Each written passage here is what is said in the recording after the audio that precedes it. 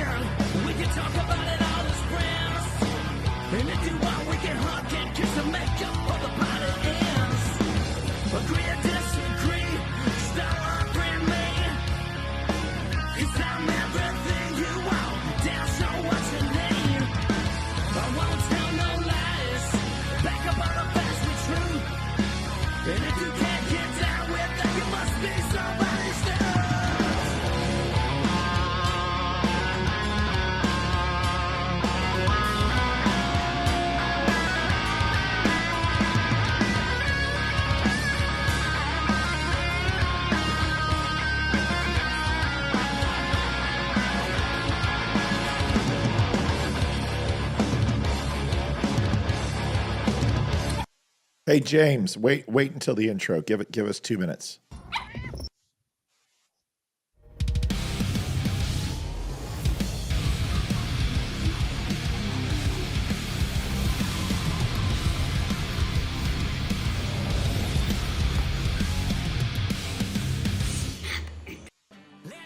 What's up, everybody? It's Ryan Weaver. I am on the Don't Unfriend Me show, otherwise known as The Dumb Show, with host Matt Spear. You guys can find the show at The Dumb Show on social media or thedumbshow.com. Adjusting transmitter output. This is the Don't Unfriend Me show with your hosts Matt, Leroy, Amy, and Olivia. Geopolitics, military analysis, and election coverage. Coming to you live on all major social media channels at The Dumb Show. Honest, direct, unfiltered. We can agree, we can disagree. Just don't unfriend me. What's going on, everybody? Olivia has some news that she wants to provide that took place over the weekend before we get started. Yes, we did. We had 2 donations that were mailed in, which we really, really appreciate it. The first one was from Mr. Beefy Buttercup. on YouTube for $33.33. So we Thank you, appreciate Beefy. that. Appreciate you. So And Mr. James Cody. Cody. I don't know. Cody Cote. Cody. Koti. Kota. Cotier. Soti. Kuata. For $300, which we very much appreciate Yeah. it. And he gave us a little letter. It says, hello, Matt, Olivia, and family. Just finally getting my financial situation to where I can comfortably afford to donate. Been watching and connecting for at least a year. I'm leaving this money, blah, blah, blah, blah, blah, blah, blah. Apply it as you see fit. I'm a cash only guy for now. So Cash works. We appreciate it. there, I think that's it. Thanks. Yep. Yep, James, That's it. thank you so much. Appreciate it. Means Thank you. Means the world. so that put our Friday total well over 700, and wanted to say thank you for that. And it helps. We know it's tax time. We know it's tight for people, and you guys helping us means the world. So thank you so much for all of your efforts and everything you're working on and doing. And we can't thank you enough. Jenny Kofova. I'm assuming it's German. Kefoffa. Kefaleva, which is racist. I don't say it's South African for a very, very, very racist thing. So don't repeat that. It's Kefava. It's Kefauver. So it's almost like Kef father, but it's Kefava. So it almost sounds like you're a homosexual. Kefava. She's like, I'm not coming on now. This show sucks. Sorry. Dear Matt, thank you. Looking forward to meeting you sometime. Enjoy the book, Best Jenny. Jenny is the senior publicist for Mr. T.S. Dixon. And we just received his book, The Woke Mind Viruses. We are extremely excited. We'll be giving one of these away for our May 16th show and fundraiser show. Mr. T.S. Dixon, Olivia, when will he be on? He will be on next Monday. Exciting times. Next Monday we'll be on, and we will be hosting him. We've got some updates for the May 16th show. A-list celebrity has confirmed. Damani Felder has confirmed. Barry Goldstein has confirmed. Which I just found that one out tonight. Yep. Very excited about that. Yep. Ryan Samuels has confirmed. And we are working on others, particularly Roseanne Barr, Laura Logan, and a couple of others. Yes, and Amy, myself. Amy won't be here. Wait, when? The 16th? Yeah, next 16th, May. I'll be here, unless you don't want me here, but I'll be here. No, it's just, you put your finger up, so I was assuming. But No, what's up? because you said Barry Goldstein, and did you mean Morgenstein? Or No, it's Goldstein because I had the name Goldstein on because I'm such an idiot. Goldberg. like a little new person, and I'm like, Do you realize how anti-Semitic that actually was? It's just like all Jews are named Goldstein, aren't they? yes, Just like anybody with brown skin is Mexican. Jeez. yes. I hope he doesn't hear that. I feel horrible. Yeah, no, it's Morgenstein. I don't know why I said that. Does it matter? Let's assume it doesn't. I was just making sure that one and meant- not like another Barry that I didn't know. It's like, Ladies and gentlemen, we have Barry Morgenstein coming. We have Barry Diamond coming. Very diamond.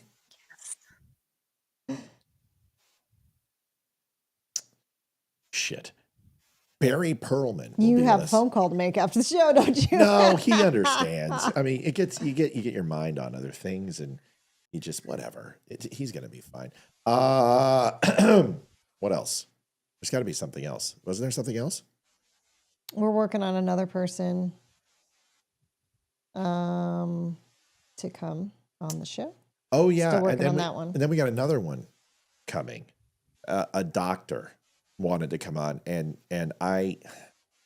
we're gonna have to start getting selective, right? So this person I went No, no, it's Dr. Zima Bawaba with a penile cream. No, it's not.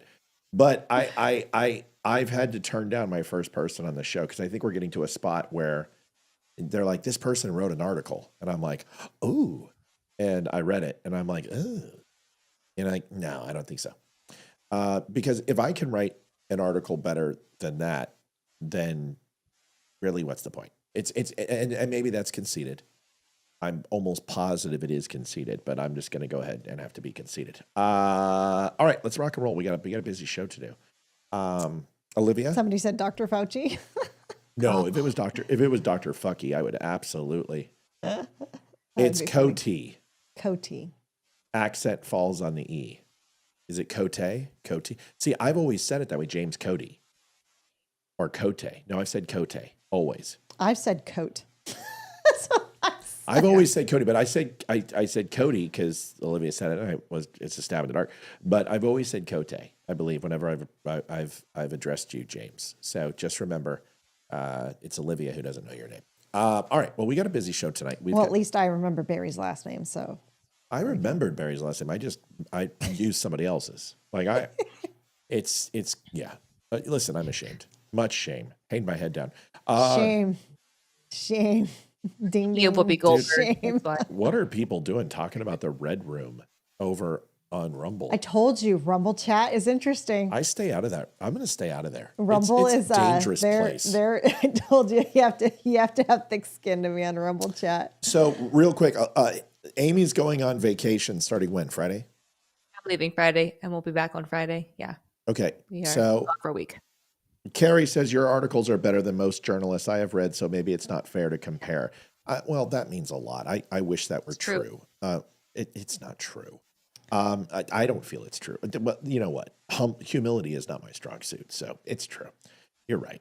I don't know if Beefy was on here when I said thank you for the donation, but he just got on. So thank you for the donation, Beefy. Appreciate it. Yeah, Beefy, thank you for the thank donation. you. We called you out, so you guys made a huge Friday for us. By the way, taxes came back. We're in a I'll tell you what, the best move I ever did in my life was to get an accountant. And if you don't have an accountant, you have a small business, get an accountant. It's absolutely crucial. All right, Liv. Yes. Rumble chat after dark. That's good. It's pretty much what it is. It seems like it. We had an interesting weekend where we saw Bill Maher. And it was a pretty, I'm trying to get the lights 1 second. And I just need a little more light. I moved my thing. And for some reason, I'm just a little You dark. might want to do as opposed to the backdrop lights, do your main light. I did my main light, and it got a little washy-washy. It got a little washy-washy. Hold on, pumpkin. All right, that's fine. We're just going to have to deal with it. We'll figure it out. We're moving into a new room someday soon. All right, so Bill Maher. I have been talking about Bill Maher for the last 4 years, and I certainly don't apologize for Bill Maher. I think Bill Maher, I don't agree with him on a lot of his policies and politics, to be honest with you. I think he can be ostentatious. I think he can be arrogant. I think he devalues religion and devalues family values and all the things that conservatives stand for from a social principle. But that doesn't mean he's not a conservative when it comes to his fiscal ideas and Constitution. He is an avid supporter of the First Amendment. He is an avid supporter of the Second Amendment. He is your pretty much blue-collar Democrat. And I had to defend him for quite a bit of time, even though that wasn't my intent, because I thought when he went after Trump, he was completely wrong. But I felt that he was getting caught in the Trump derangement syndrome. And I also felt that Donald Trump was misjudging Bill Maher. Now, some people say he's flaky. I don't think so. I think he's always been conservative-minded, except with Donald Trump. He's not a fan. But Kid Rock came on the show and said, hey, I'm friends with Donald Trump, and I'm friends with you, and I think that you would have a great relationship, or at least a great conversation with Donald Trump if you give him a chance. So Donald Trump reached out and said, come to dinner. And Bill Maher said, okay. And it was a great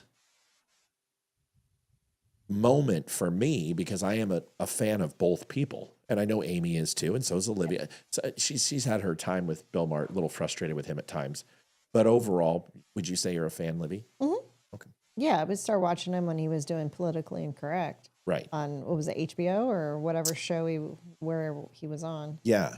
So Politically Incorrect was all the way back on ABC. Okay. And that was before we knew each other, and I was still fairly young, 15, 16 years old.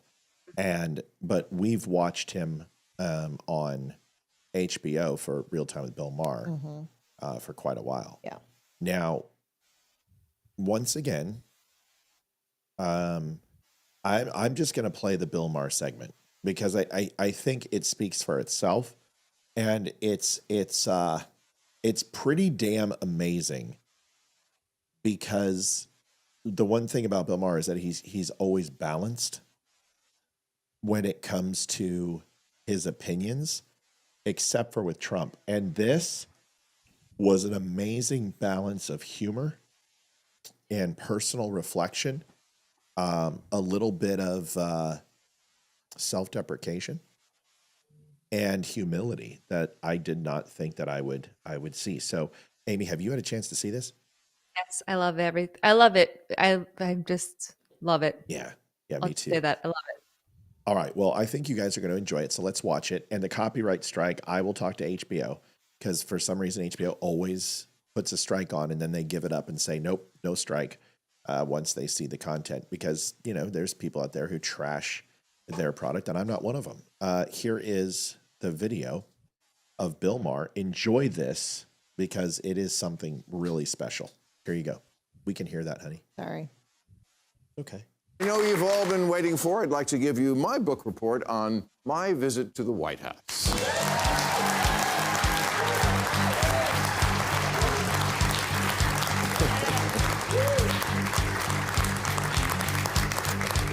Okay, as you know, 12 days ago I had dinner with President Trump, a dinner that was set up by my friend Kid Rock, because we share a belief that there's got to be something better than hurling insults from 3,000 miles away. And let me first say that to all the people who treated this like it was some kind of summit meeting, you're ridiculous. Like I was going to sign a treaty or something. I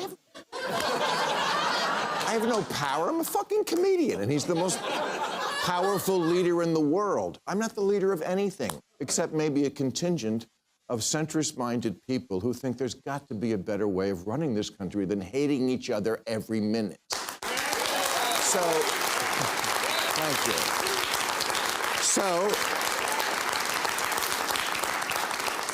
So meet up in person. Maybe it'll be different. Spoiler alert, it was. First good sign, before I left for the Capitol, I had my staff collect and print out this list of almost 60 different insulting epithets that the president has said about me.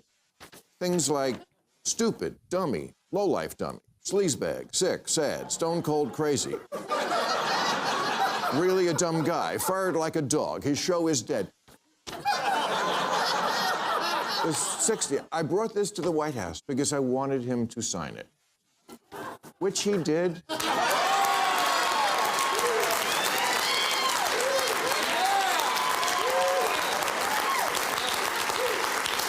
Which he did with good humor. And I know as I say that, millions of liberal sphincters just tightened.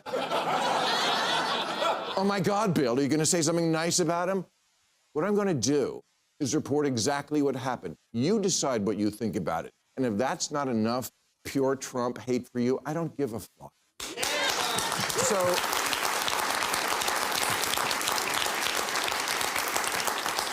So no, I didn't go MAGA. And to the president's credit, there was no pressure to. After we left the Oval Office, he showed me the little room off the office, the one where Clinton used to. Okay. The blowjob room. Okay. Well, not anymore. That's where they keep the merch now. It is. And he gave me a bunch of hats, but he didn't ask me to take a picture in one, which I appreciated. The guy I met is not the person who the night before the dinner shit-tweeted a bunch of nasty crap about how he thought this dinner was a bad idea and what a deranged asshole I was. I read it and thought, oh, what a lovely way to welcome someone to your house.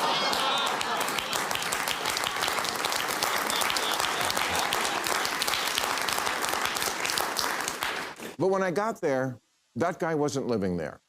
Now, does Trump want respect? Of course, who doesn't? My friend said to me, what are you going to wear to the White House? I said, I don't know, but I'm not going to dress like Zelensky, I'll tell you that. But, okay. Just for starters, he laughs. I'd never seen him laugh in public, but he does, including at himself. And it's not fake. Believe me, as a comedian of 40 years, I know a fake laugh when I hear it. And I thank you for them. No.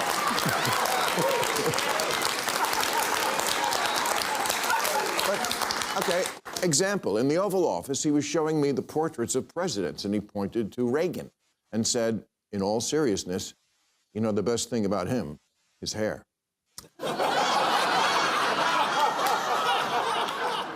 I said, well, there was also that whole bringing down communism thing, waiting for the button next to the Diet Coke button to get pushed and I go through the trap door. But no, he laughed, he got it. I said to him at one point, Mr. President, you know the dog, that's unusual in the White House. He said, well, a lot of the presidents, they had a dog for political reasons. I said, no, people love dogs, that's what that is. Oh yeah. Okay, that's true. I'm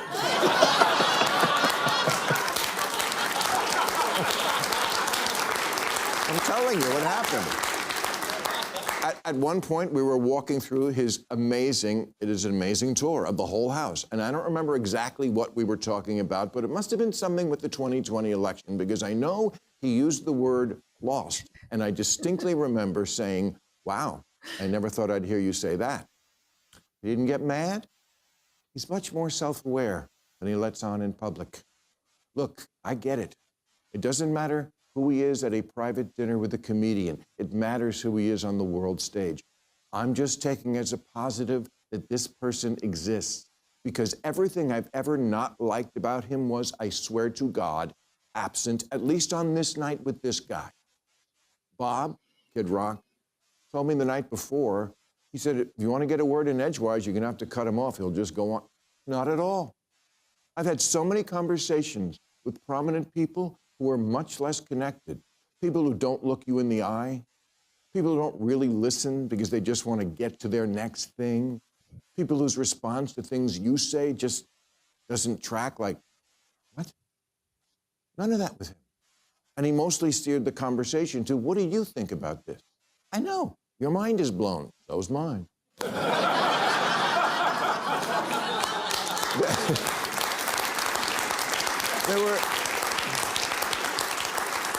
There were so many moments when I hit him with a joke or contradicted something, and no problem. At dinner, he was asking me about the nuclear situation in Iran in a very genuine, hey, I think you're a smart guy, I want your opinion sort of way. And I said, well, obviously you're privy to things about it, I'm not, but for what it's worth, I thought the Obama deal was worth letting play out because we made Iran destroy 98% of the uranium, and they were 15 years away from a bomb. And then I said to him, well, we got rid of that. You got rid of that.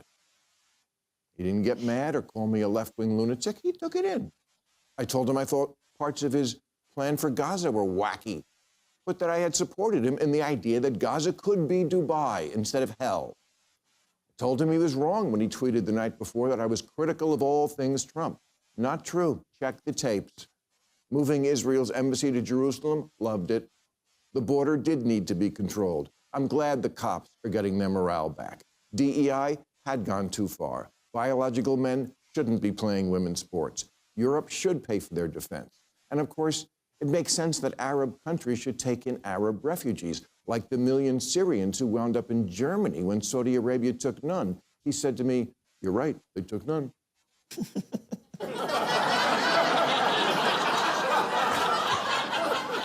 I said, well, you should remind your boyfriend in Saudi Arabia that the next time you see him.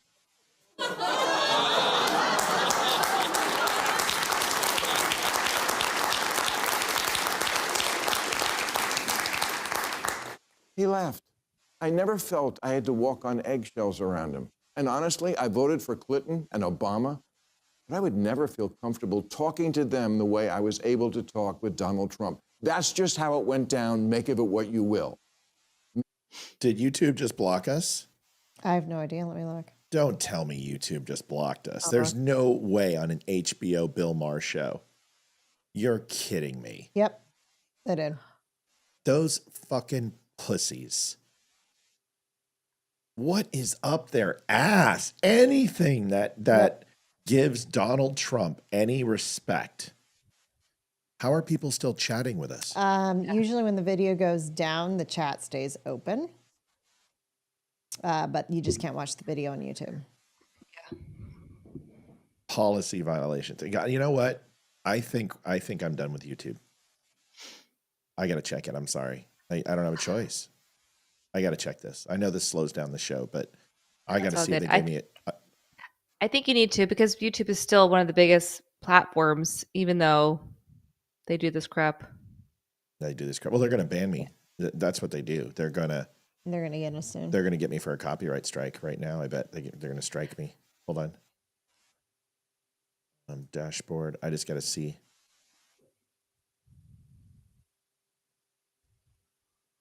Yeah, so we've got Rumble, Facebook, Twitter, and Wimkin up.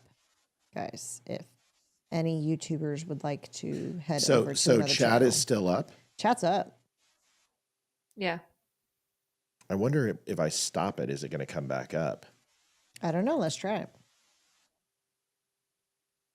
Twitter and I'm seeing it back up. Are you? If any YouTubers would like to head over to another chat channel. is still up? Chat's up. Oh, they undid it already. See, they know. I don't get struck on YouTube for Bill Maher because they always take care of me. There it is. It's back up again. Okay, so here's what I'm going to do. Okay, can everyone see it? Okay, see, they've never struck me on Bill Maher before, because HBO never holds true to the copyright. They always give it to me. Hold on, let's tell everyone on. I'm not seeing it on mine, but let me reload it and see. What, Liv? I didn't say anything. It's up. It's up on YouTube on right now. Hey guys. Okay, it's not now. No, it's not. Back and forth. The chat's still going. Yeah. All right. Yeah, you can still chat in YouTube, but just watch on another channel if you want to stay on. What do you want to do? What do you want to do?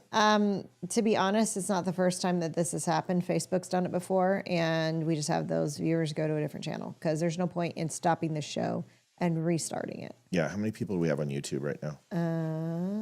13. So it's YouTube is always, their numbers are always 20s. See, they've never done now, this. Well, now I have it back up, so maybe I'm just delayed because now it's back up. So I think it's just going up and down. So I say we just continue with what we're doing. And if for any reason it does go down, we've got Rumble, Facebook, Twitter, and Wimkin available.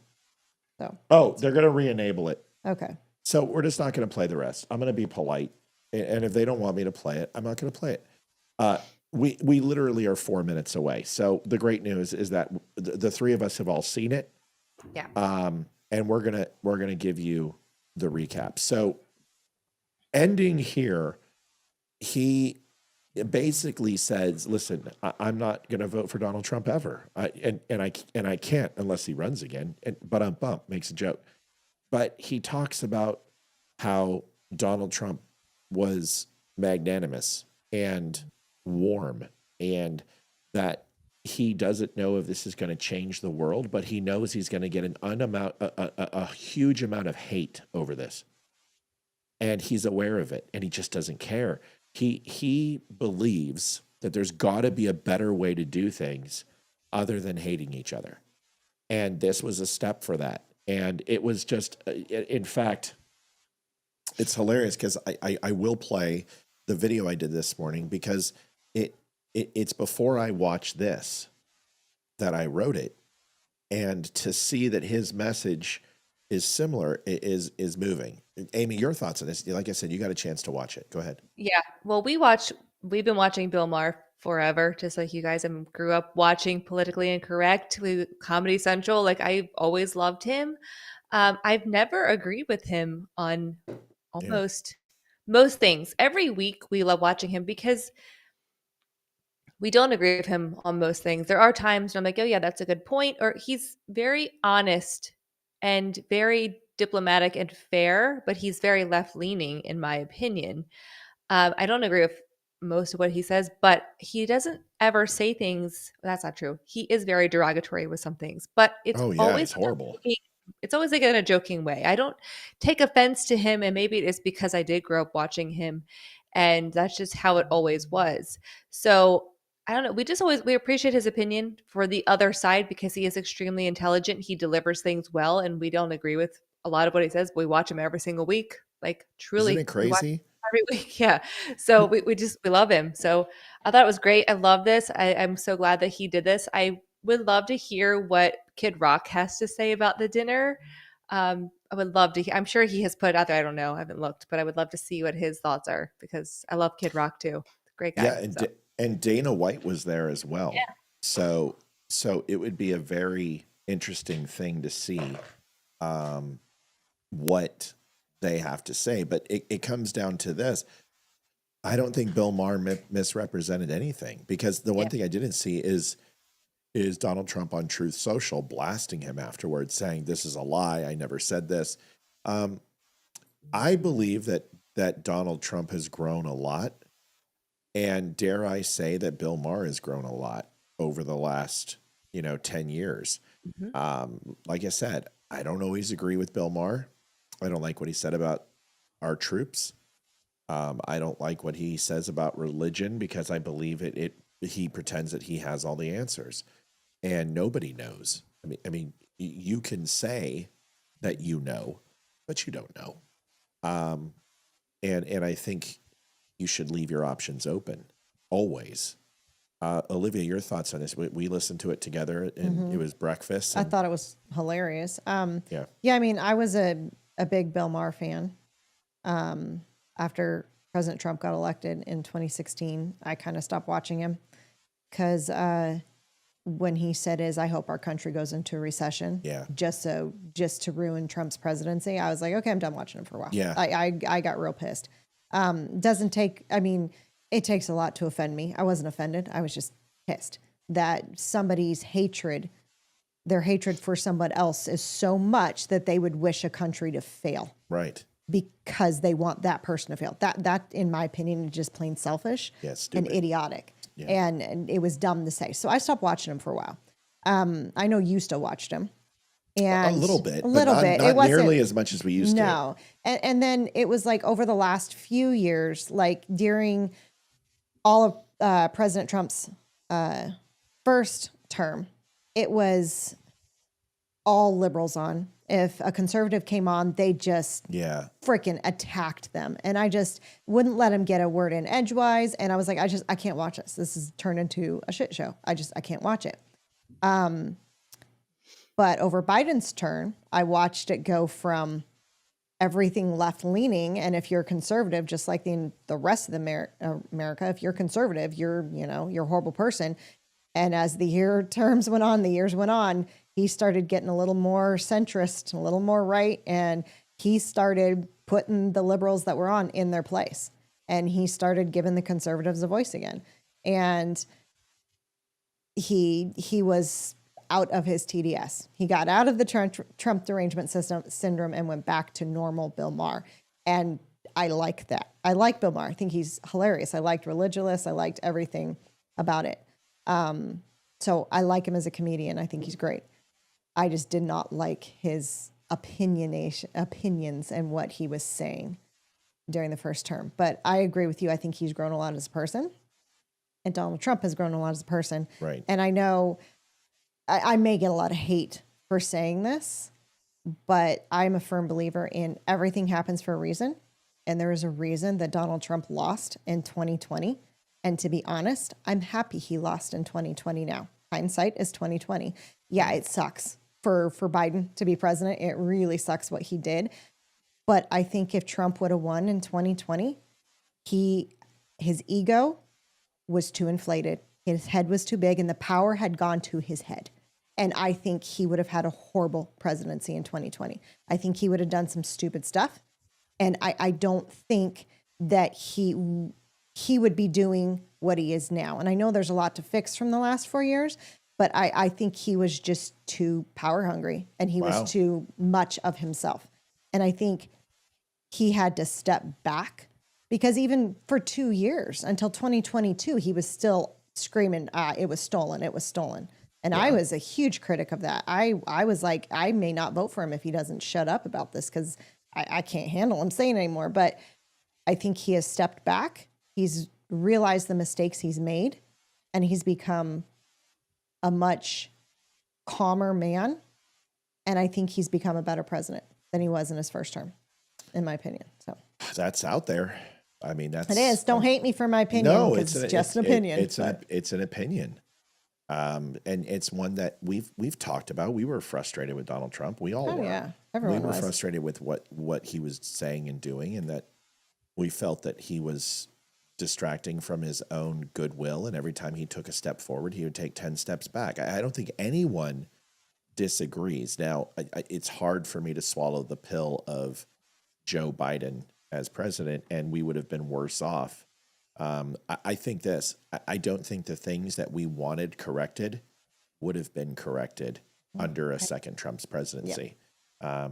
Amy, I want to get your thoughts. Before my camera is just destroyed. I don't know what's going on, but my lights have completely just. Honey, why don't you take care of that for me? Joanne Townsend, $10. Thank you so very much. Really appreciate that.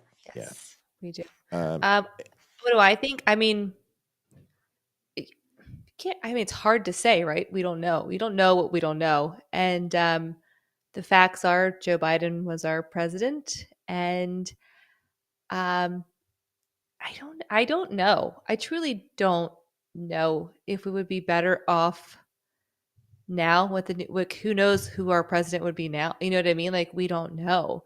So there's too many unknowns for me to really give like an intelligent opinion, I guess. I don't know.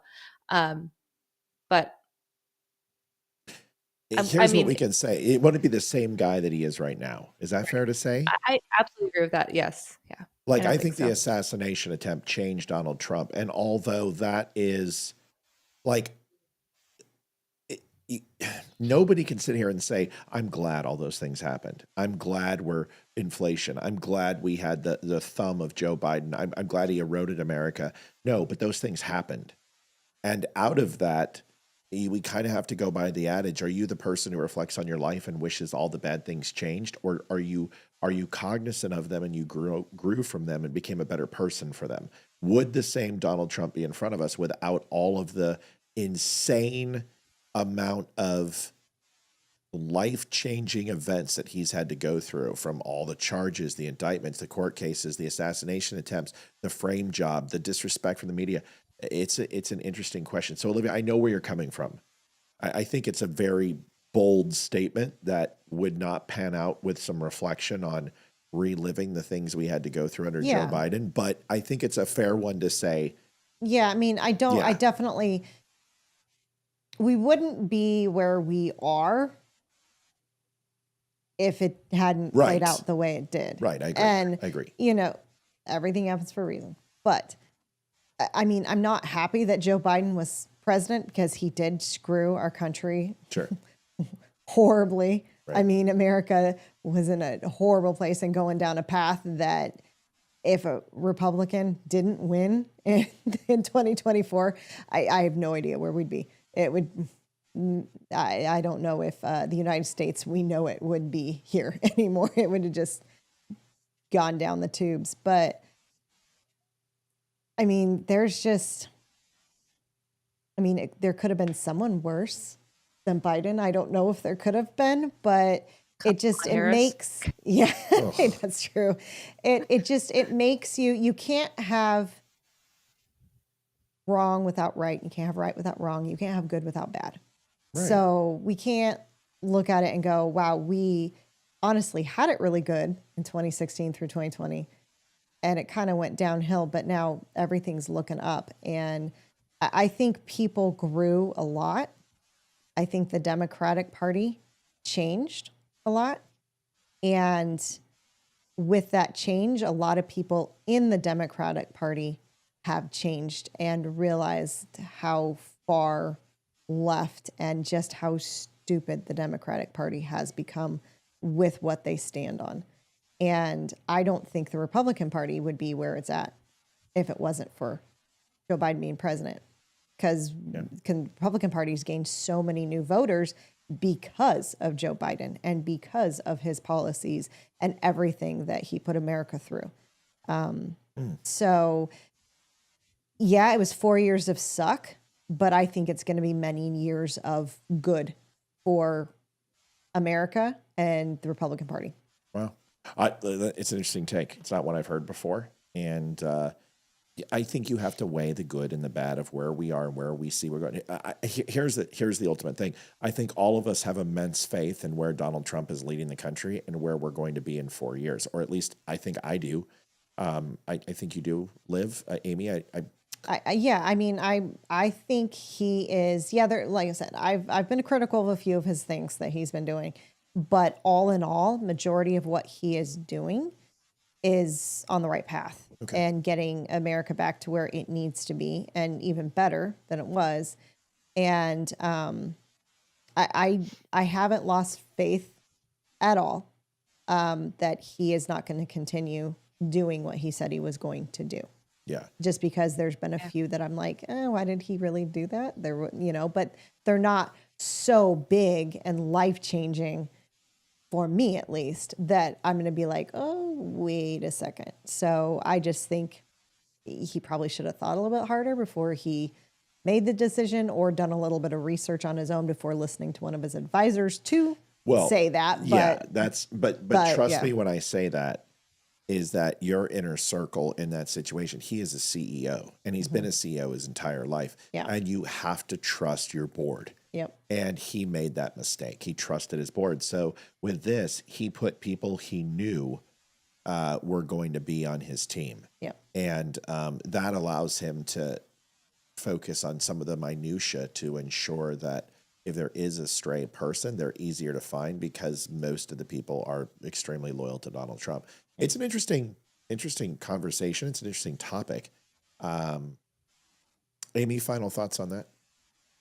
I mean, I've always been a Trump supporter, although I don't agree with everything he does. I just don't. But I like him a lot, and I will vote for him again in the next presidential election if he's It very well could be. I mean, let's be honest. No, I just the newest. I'm sure you guys have heard the new theory about that, but it's just crazy. He's not going to be president again, sadly. No, it would be great, honestly. I think things under Trump have been great. Even when I feel nervous, like I would like to become a panican, I do take a breath and then wait a day, and then things seem to always turn around, even when they seem stressful in the moment. And I don't think we had that with any other president that I can remember living under. That even when things are like looking pretty terrible, you don't just wait a few days and then it's better again. Like, it's the weather. Like, it's Colorado weather. If you don't like the weather with Donald Trump, just stick around. It's going to change. Listen, he is so calm in all of this. And to me, this whole tariff thing is it like we always talk about Trump and 5D chess. Economics is 3D chess, and you do have to see where the puck's going to be, and you do have to trial and error, and you do have to put what's good for China isn't necessarily good for Canada. So I think you let him cook. Jessica Beck said, never mind, but this is actually a really good question. It says, I see a lot of similarities between Joe Biden presidency and the new Prime Minister of Canada. How has Canada not learned from our past enough to know that path leads to severe problems? Well, because here's the thing, Joe Biden and Trudeau and Obama and Merkel and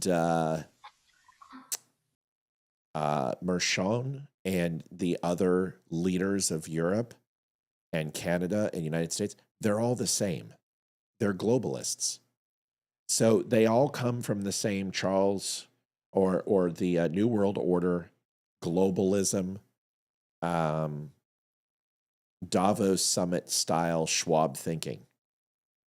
So when you say that there's similarities between Joe Biden and Trudeau, right? Yes. But when you look at Donald Trump, he comes from a very different world. And he's certainly not a globalist in any way, shape, or form. Now, a lot of people say that he's a Zionist, and I don't know why that's become such a dirty word, but it seems that that people forget why we have Israel as such a prominent part of our country's defense strategy around the world. And I mean, I could sit here and try to explain it again to you, but I will just say this: big, giant Africa. And down south is the Cape, and ships go and they got to steam all the way around it, or they can go through the Suez or the Gulf. And that is why you need Israel. That's it. That's the end of the story. And we're seeing it when it comes to shipping. And we learned this in World War II. So the Suez Canal, the Persian Gulf are absolutely critical to the geopolitical and economic power of the United States. And if you don't have Israel there, you have no port in the storm, so to speak. And that's probably one of the, and besides the fact of extremism, besides the fact that it's a beacon of Western civilization in an area that wants to destroy it, people always say, what do we get out of helping Israel? Well, the reason why is you're looking for a red line. You're looking for at the end of a P&L statement, what Israel gives us. And you don't see that, except what we have has a lot to do with Israel. And if you don't think it does, then remember when the ship got stuck in the canal and it couldn't move and all shipping lanes went down? And remember what happened to goods and services and food and everything during COVID? Yeah, that's what we're talking about. Now I want you to imagine it being shut down for 120 days. Now I want you to imagine it being shut down for 5 years. Then see what happens to the world. So Israel is in a geopolitical situation that we need them geographically, we need them geopolitically, we need them militarily. And if we want Western civilization to have a chance in the Middle East, Israel is our best shot. That's it. Incoming. Okay, thank you. Is that going to come in? There it is. Yeah, it takes a minute. 508 J Fisher. This is going to be new, right? Screw you. No, he's I think new donator, but been on Rumble a while. Oh, appreciate it. Screw YouTube. Yeah. Tell YouTube people to come to Rumble. Y'all were taken down again. Well, we would love people to go to Rumble, to Wimkin, to Facebook, wherever they want to go. YouTube hates us. YouTube has gone down like 4 times, up and down. Yes. So I'm asking a couple people to go to other live shows and just keep it on the background to see if it's happening to everyone or just us, because it's gone down 4 times. It's gone down, come back up, gone down, come back up. So they hate us. I don't know if it's just us or if it's just YouTube tonight and they're just having issues. Well, so, either way, we'll be right back and we'll move on to the next topic. The Dumb Show is built on real conversations, raw, unfiltered, and fearless. Big Tech didn't like that. Facebook pulled our funding, tried to shut us down. But for over a year, you, our incredible viewers, have kept us going. Your support, your donations, your time, it all matters. Most of you spend 10 plus hours a week with us. Compare that to Netflix, maybe 5 hours a month. We believe we're worth that time, and we hope you do too. But listen, we don't want giving to feel like a burden. We want it to feel good. So take a second to ensure you're in a good spot. If you're in a place to give, that will be amazing. If not, just liking and sharing helps more than you know. Visit thedumbshow.com/donate. Whether it's PayPal, Venmo, or Mail, every bit helps to keep us going. Dumb Nation, we appreciate you more than words can say. Someone just said that Donald Trump raised the minimum wage to $25 an hour. I don't even need to look this up. Donald Trump, even if he could, which he can't, he wouldn't. He just actually reduced wages for federal contractors and mandatory overtime. So no, I can tell you what right now, with no equivocation, with I will give you the keys to my podcast. You will own Don't Unfriend Me. You can have Amy and Olivia with them. They come with the show. That there is no way in hell that Donald Trump raised the minimum wage to $25 an hour. Okay? No, did not happen. And if I'm not mistaken, it's states, not federal. No, well, there's a federal minimum wage. Okay. Yeah, so federal can mandate a minimum wage, and then states can decide to go ahead and go over that. If they go under it, then there's an issue. So there are certain states that can raise their minimum wages, and certain states have. So it's a minimum for every state. Yeah, okay. it's a minimum and for every state. Federally mandated minimum wage. Got it. Okay. And then every state can go higher or lower upon their discretion. Yeah, sure. But it doesn't matter. The point is, there's no way in hell. I don't even need to look. It's just one of those things, folks. Just trust me. Yeah, he would never do that. He would lose. We would lose the midterms with that decision because you're going to put about 20% of the small businesses out of business to make that decision. If you boost it up to $25 an hour, some people don't even make that themselves in small businesses. So there's just no way. Disney Pride Night. Ooh. They just can't learn. No. They can't learn, can they? No. What's their new show coming out? I have no idea. We saw it last night. Yeah, no, it's a new Disney movie, Marvel superhero movies. Oh, it's the like Untouchables or some shit. Oh. It's not it. It's the Immortals. No, what is it? Come on, Liv. It's not the new Superman. That's not part of that, right? No, that's not Marvel. That's DC. Whoops. It's okay. Sorry. Yeah, you should be. I saw Lilo and Stitch is coming out, like a new live action Lilo and Stitch. I know, isn't that exciting? But I this like isn't. it. We saw Minecraft, so that was awesome. Was it good? It was so good. I mean, my kids loved it. And I don't play Minecraft or know much about it, so I kept asking them, like, why are people cheering for, like, what is this? They had to explain it all to me. But we loved it. It was actually a really good movie. I like Jack Black despite all the things wrong with him. I've always liked him. I just think he's funny. I don't know. I don't care about his politics, even though they don't align with mine. I just like him. So I enjoyed it. Thunderbolts. Yeah, the Thunderbolts. It just looks stupid. Incoming. I'm not a fan. Wow. John Francis, $10.80, $22.80 tonight. A little bit of a slower night. That's okay. It'll pick up. Considering we lost YouTube. Did we get YouTube back? I don't know. It looks right now. It's like going in and out. I have it up. It's just in and out, in and out. I think a lot of people are on spring break this week, right? Spring break for Virginia, but most other states are in March. Yeah. So. Can you call Hayden in here, please? Yes. I gotta fix my light. Like I can't stand it over here. It's driving me crazy. It's like driving. Like I liked it for like 5 minutes, but I need it to like move over that way. And we need the new set. We got to get it. It's anyway. Can you come here? So here is Disney that they have the Crystal Arcade in LGBT colors and just so rainbow for flu flavors.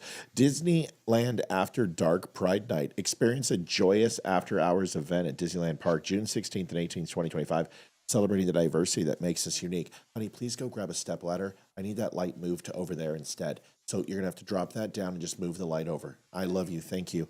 Save the date. Starting April 16, 2025, Magic Key holders will have will have the opportunity to purchase from a select amount of pre-sale tickets ahead of the general public. $169 a piece. Well, gay people are raking in the dough. Olivia? Yes. Come on. Your thoughts. Disneyland is for the children. Keep it for the children. Keep it away from our kids. Just seriously, just be Disneyland. Say it again. Just be Disneyland, the happiest place on earth. Why do you have to bring in the DEI crap and the wokeness? I can only imagine how many times that Walt Disney has rolled over in his grave because of what this company is doing now. Because this is not what he had in mind.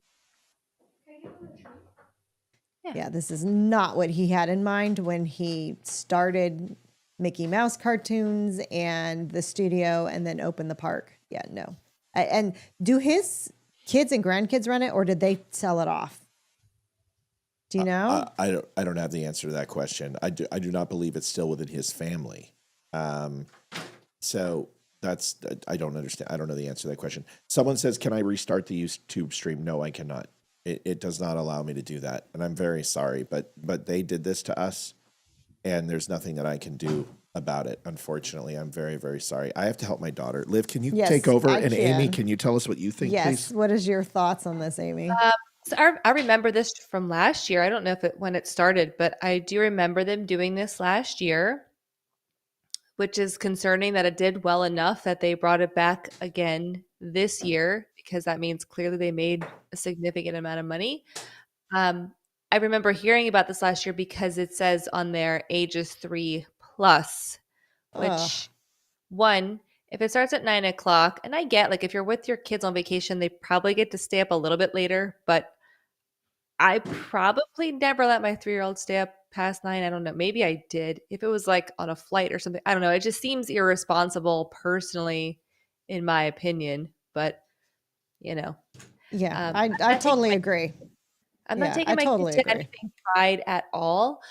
We've had to recently, my daughter is 8 now, and she has still obsessed with rainbows. Like everything she wants is a rainbow. And we had to finally break down and tell her why we can't get a rainbow flag, because it's been 5 years, I think. We're going 5 years that she's been begging for a rainbow flag.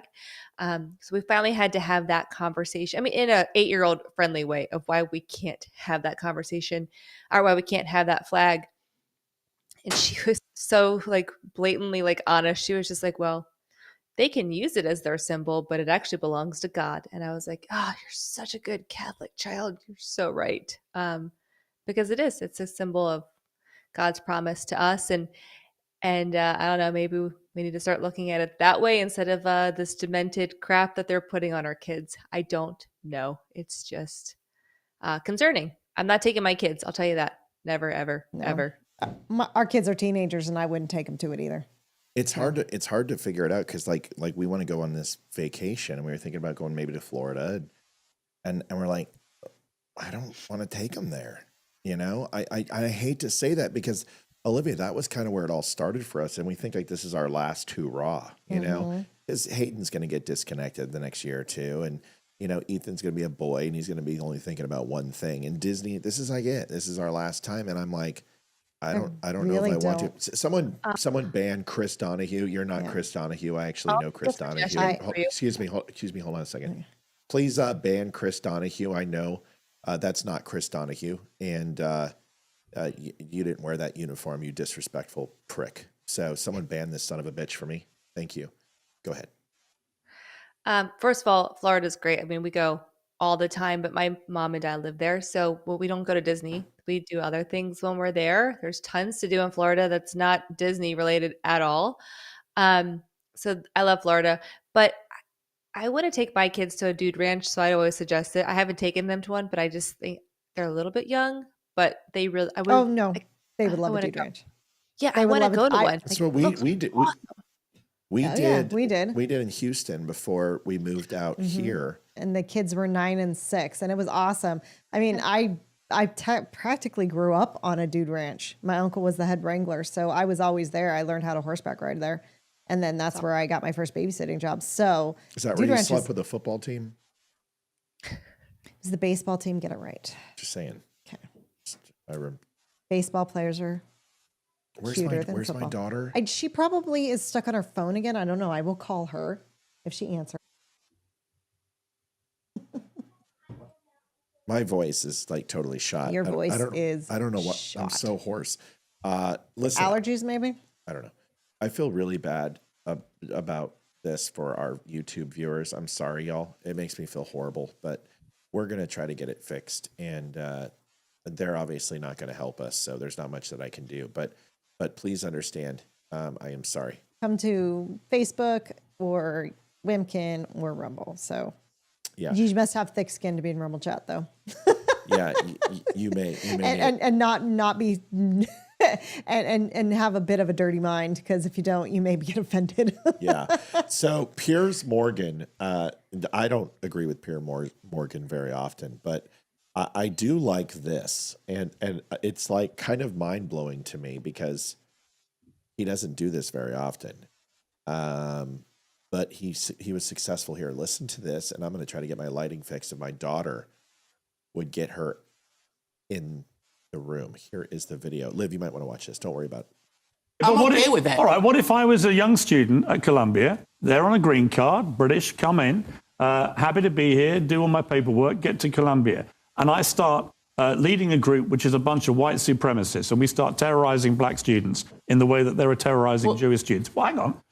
In that circumstance, would we all be as comfortable with this, or is it the reality which was exposed by the mobs at Columbia, which is that for some reason, Jews get treated differently to anybody else when it comes to this kind of thing? Because if that had been, honestly, white supremacists treating black students like that, they would be out the country in 10 minutes. In 10 minutes.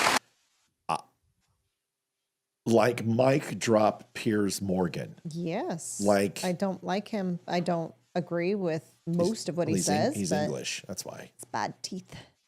But smells like cabbage, small hands. But I have to 100% agree with him there. So, Amy, I know you have an opinion on this. So, hi, McKenna. Amy's going to give us her opinion. Yeah.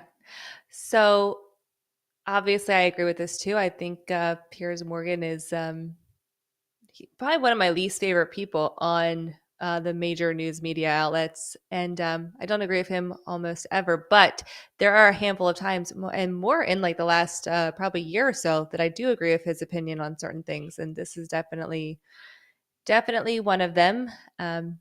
He is completely factual here. If we were doing white supremacy shit, then we would be canceled. So perfect timing. Yes. Good job, Amy. Really dragged that out. Amy, that was really, whatever you just said was really important, and I really liked it. It was fantastic. I was saying that I wanted to bring back the KKK and white supremacy. No, yeah, we don't care. Oh, well, yeah. Happy day. This is this is the video we did this morning, and it kind of correlates into the entire conversation we've been having. Did you have a chance to see this, Amy? No, you didn't. I did. Incoming first. You did watch it, Amy? I did. You're so nice. Hey, Mel Lowe from my GoFundMe cast fund. Oh, wait, it's free. She's trying to make us feel guilty again. I love Mel. She just like, my water heater fund. I called her, like, don't you ever. How much is it? I'll buy it for you right now. This is ridiculous. Don't you give me money from your water heater fund? She's like, oh, is the money left over? I'm like, then it was the dishwasher fund. Right. Right. Then it was then it was her refund from OnlyFans. One of her male strippers that she follows had deleted his account, so she got a refund. I think she's gonna have to start trying to top herself with the because it was the gay North Dakota squatter fund for a while there. That I use that constantly. All right, here's the video from this morning. Just a couple minutes. We've been doing these every morning, and I will tell you, we have now done 5 of these videos, and out of these 5 videos, they have 175,000 views, which I can tell you is more than any video even our live. I mean, it's incredible. So these seem to be a hit. We've got the right recipe. Just a few minutes, and then people can't stand me and they jump off. But I think this is a fairly good one, and it explains something that happened over this week, and I really want to talk about this. Here is the video. Sometimes crazy it's just crazy. We're in a moment where everything is politically motivated. It's left versus right. It's blue versus red. It's like a pathetic game of Crips versus Bloods without the consequence. But now there is consequence. And if you take 2 recent events over the weekend, they're both equally disturbing. One is an 18-year-old boy from Wisconsin. And I'm not going to pronounce the name because the last time I did, and I tried, I got thousands of comments telling me that I didn't pronounce it correctly. Some say Waukesha, some say Waukesha, Waukesha. Yeah, it's Wisconsin. But the kid missed 2 weeks of school. So police showed up to do a welfare check and find both of his parents murdered. His father was shot in the head. His mother was shot multiple times. What they uncovered is pretty staggering. He was already halfway across the country in Kansas. He was driving his dad's car with a .357 revolver. Thousands of dollars in stolen cash, stuffed into a Bible and a pried open safe. 4 or 5 credit cards totaling about $14,000. That's a lot of money for a kid. He left behind writings with white supremacist rhetoric and violent anti-Jew hatred. He openly fantasized about assassinating Trump to start a political revolution. He'd been in contact with people in Russia. He bought a drone. He bought explosives and planned to flee to Ukraine. I guess where all Nazis go. This wasn't really random violence. It was premeditated. It was calculated. It was cold. He was trying to launch something, in his words, something terrifying. And yes, by media definition, this would fall into a far-right extremist category. But he wanted Trump dead. The labels that are usually applied don't apply here. They don't stick. And you take the second circumstance over to Pennsylvania. A gentleman named Cody Balmer, 38 years old. He was obsessive with Kamala Harris. Yeah. Love the pigtails. JD says, Matt's voice is about to blow up my subwoofer. It is deep in the morning. I'm just letting you know, it gets, I get pretty bassy in the morning. I wish it'd be like this all the time. But when I have to, like right now, my voice is gone. It's just dead. There's no high range in my voice at all. It's all toast. And he was a huge supporter. He had been to her rallies dozens and dozens of times. He followed her campaign religiously. He broke into Governor Josh Shapiro's mansion in the middle of the night during Passover. You know, the former vice presidential possible candidate. They went with Walz instead. Set it on fire with a homemade incendiary device while the governor and his wife and kids were asleep inside.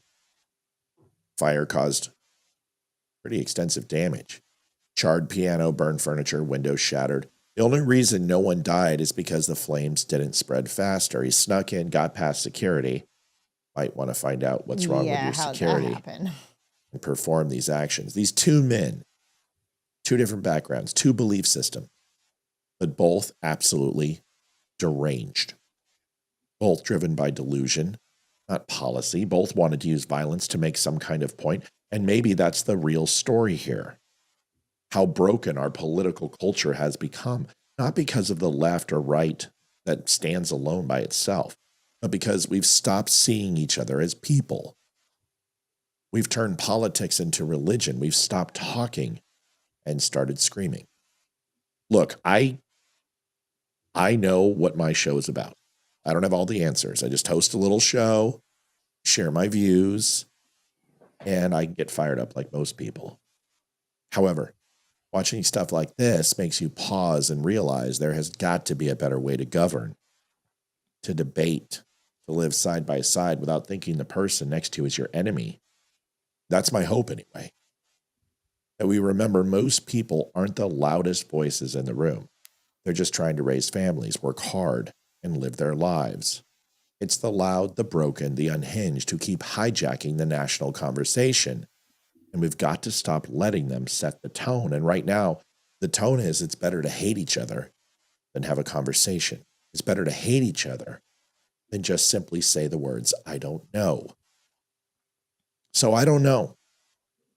And you probably don't either. But what I do know is setting stuff on fire and screaming at the top of your lungs and shaving your head and celebrating the abortion of babies and sexualization of children is probably not the best way. And I will continue to espouse those things as nonsense.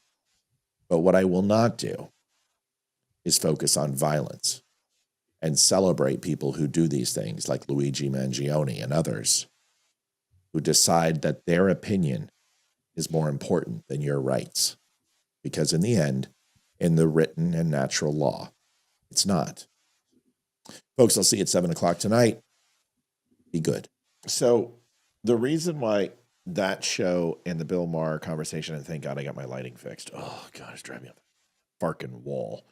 And honestly, that area might have worked. I just realized that I had my aperture low and it was darkening the film. And that's how I got to fix yours. You were always say you're too porcelain. I'll fix it for you. Okay. All right. Because with these new lights, we forgot to adjust the cameras. Derpy derp. So this is why I played that video, is because there is a woman named millionaire Taylor Lorenz. Can't stand her. Oh God, either can I. I've never Don't heard like of her, her. so I just Basically, don't like her. Paris Hilton without the hamburger and without the looks and without the money. oh, okay. All that. So here is. So wannabe Paris Hilton. Got it. Yeah. Here, no, she thinks she's a reporter. I like Paris Hilton. Honestly. Sorry. Apologize. I didn't know. No, I mean, I'm not offended. I'm just saying I like Paris Hilton. I can see the value in her. I do not of Taylor. I just don't like her. I just think she's. No, I don't like her either. Yeah, she's like a radish. I said garbage. Oh, I thought you said tarnished or garnished, and I was like garnished, like Garbage. like Julie, Garbage. Julian style or Ribbons. al dente. hilarious to see these millionaire media pundits on TV clutching their pearls about someone standing a murderer when this is the United States of America, as if we don't lionize criminals, as if we don't have, Thank you, Maggie. Appreciate it very much for becoming a subscriber over on Dumb Nation on Facebook. stand murderers of all sorts, and we give them Netflix shows. There's a huge disconnect between the narratives and the angles that sort of mainstream media pushes and what the American public feels. And you see that in moments like this. And I can tell you, I saw the biggest audience growth that I've ever seen, because people were like, oh, some journalist is actually speaking to the anger that we feel. The women who gather outside court in New York.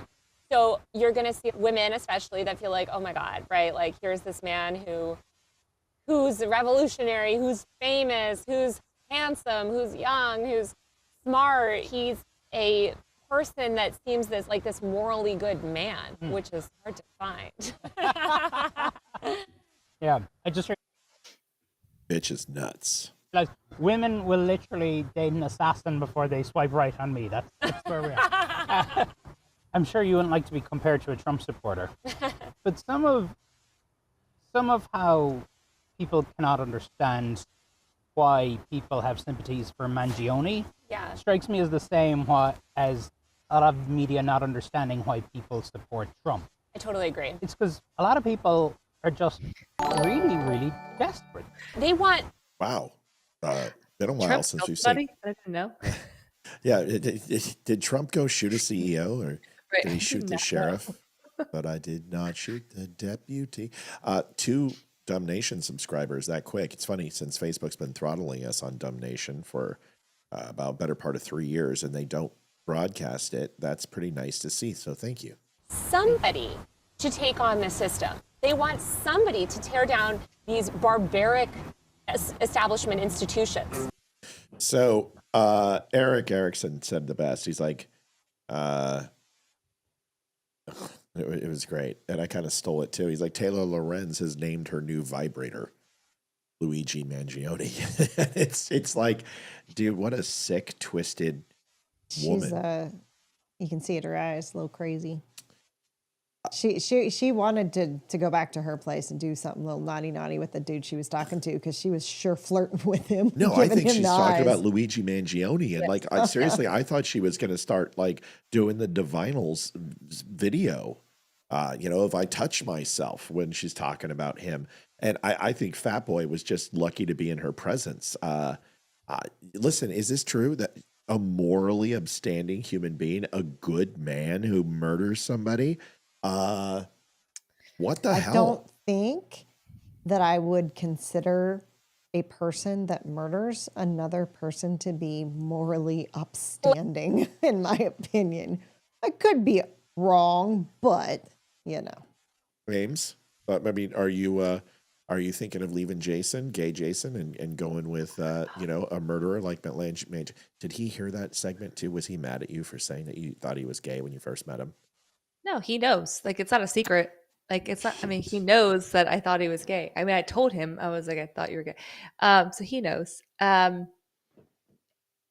Do I want to leave him for a murderer? I don't think so. I don't think Yeah. so. I just wish he would Parents. become one, and then Right. It was so much easier. It So was much. just changed. Good No, job, Amy. Well said. I know. No, I just really I've actually thought about this a lot recently because I'm always like telling my kids like have better idols, don't look up to these people. But there's also a lot of throughout history we have idolized horrible people, and over time it gets spun in this different way that's more bright and light, and you forget about the bad horrible things that they've done, or it's Yeah. only painted as one-sided of like, no, they were a good person because they did this, but you're not. So I don't know anymore. Have we just always idolized people who are actually horrific human beings? Like, what I just think about like in the Catholic religion, like the saints, like they're not all good people. Like a lot of the saints were not good people, or not all of them, but there's some not great things that they did that were spun to make it sound better, or fit in with the narrative, I guess, so to speak. So Yeah.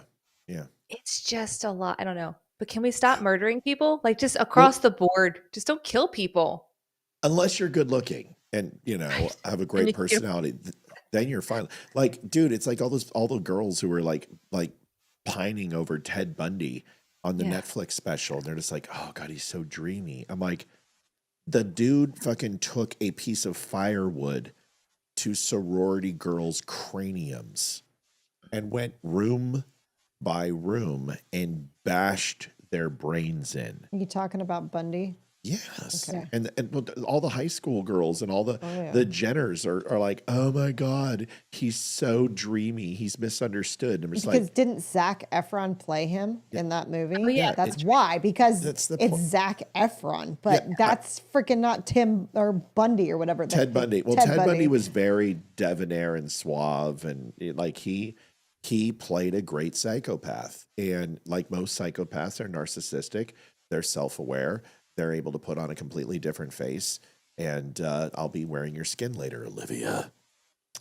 Moving on. I put plenty of lotion on, so Put the lotion on the skin or it gets the hose again.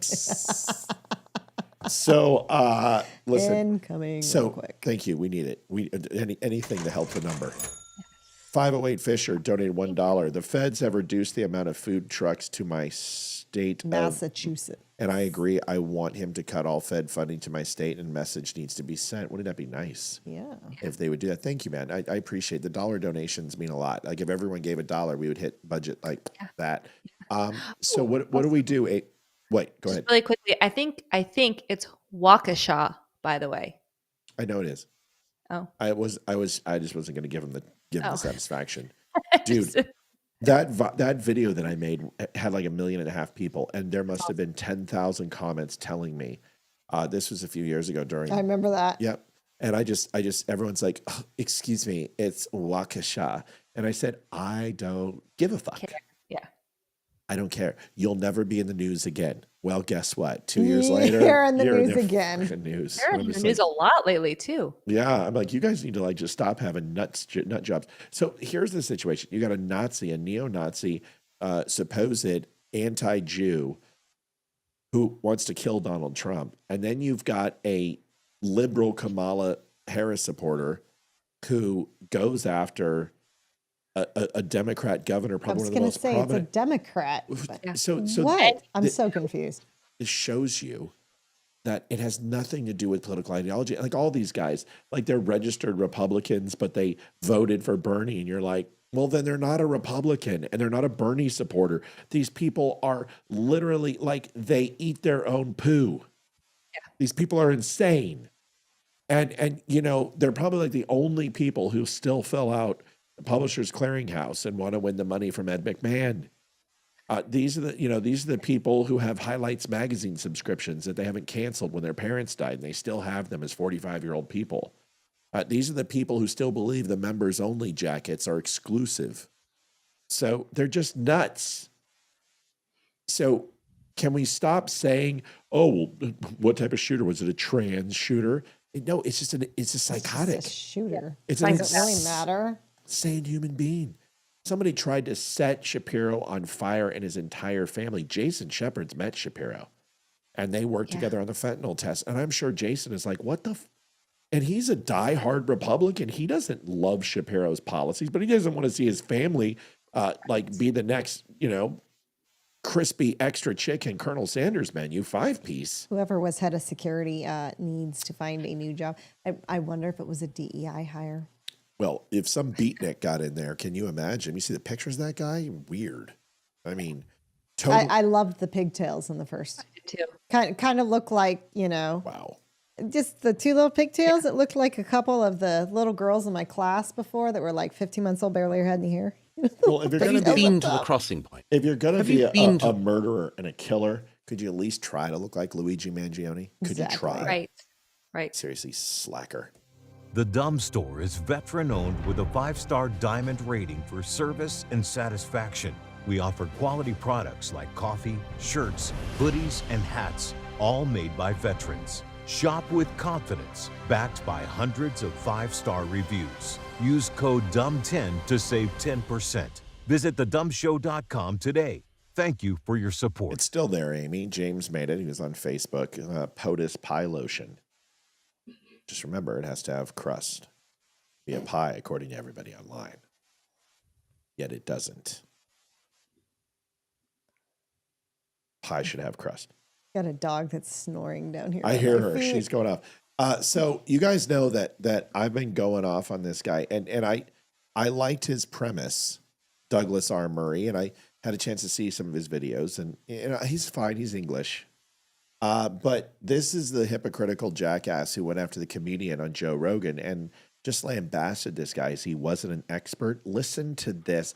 Not a lot of commentary is needed because we're going to move into something else, but you guys, this is pretty hilarious. I mean, just listen to this guy. He should be a politician. He flip-flops so much. Amy, you're going to love this. Have you been to the crossing point? What? I've seen this, yeah. Yeah. Have you been to the crossing point? I really form of argumentation. When were you last? I really resent it. You should at least be visiting it. This is not an attractive investment. I think it's a good idea to see stuff, particularly if you... Have you been to the crossing point? I form of argumentation. When were you last there? I really resent it. Hold on. You should... This isn't it.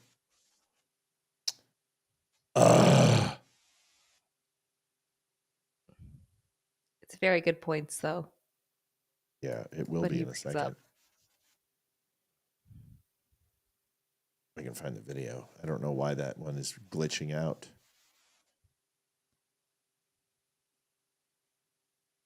Damn it. Wait. Points. I form of argumentation. When were you last? I really resent it. That's not it. This is the one. Unless I've at least been there. If I said you...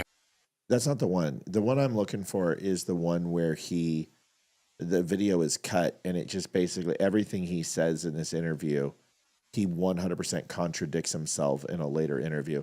Well, whatever. We're just not going to do it. The guy's an English, he's an ostentatious dick. Okay. So there we go. We're done. Let's move on to CNN.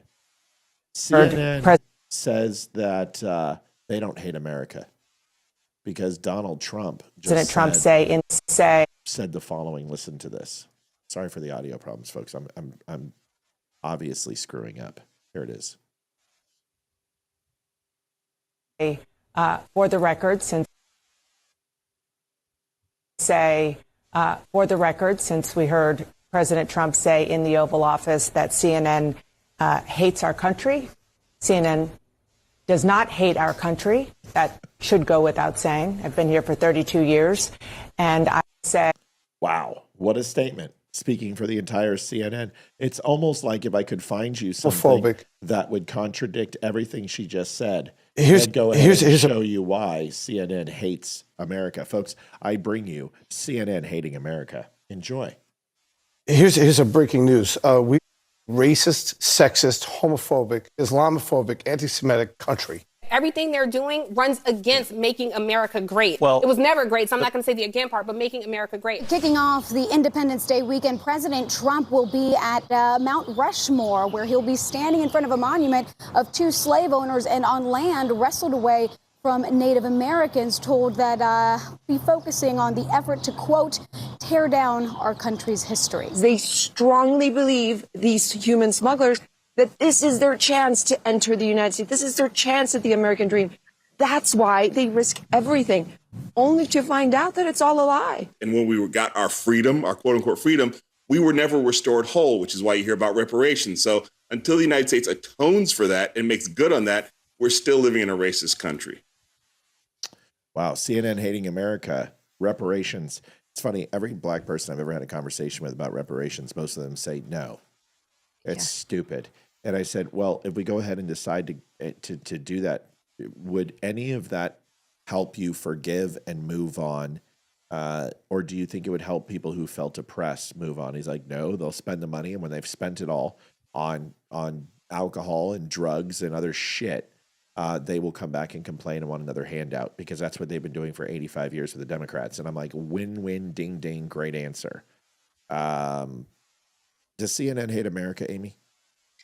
I mean, they certainly aren't appreciative of our forefathers and the sacrifices that they made and the people that they murdered so that they could stand up on TV and give their opinion without being put in jail. So, or in some kind of gulag or something, they're allowed to give their opinion and openly show that they're not supportive of our country in any way that I could glean from that. But they should be appreciative at least of what they are blessed with.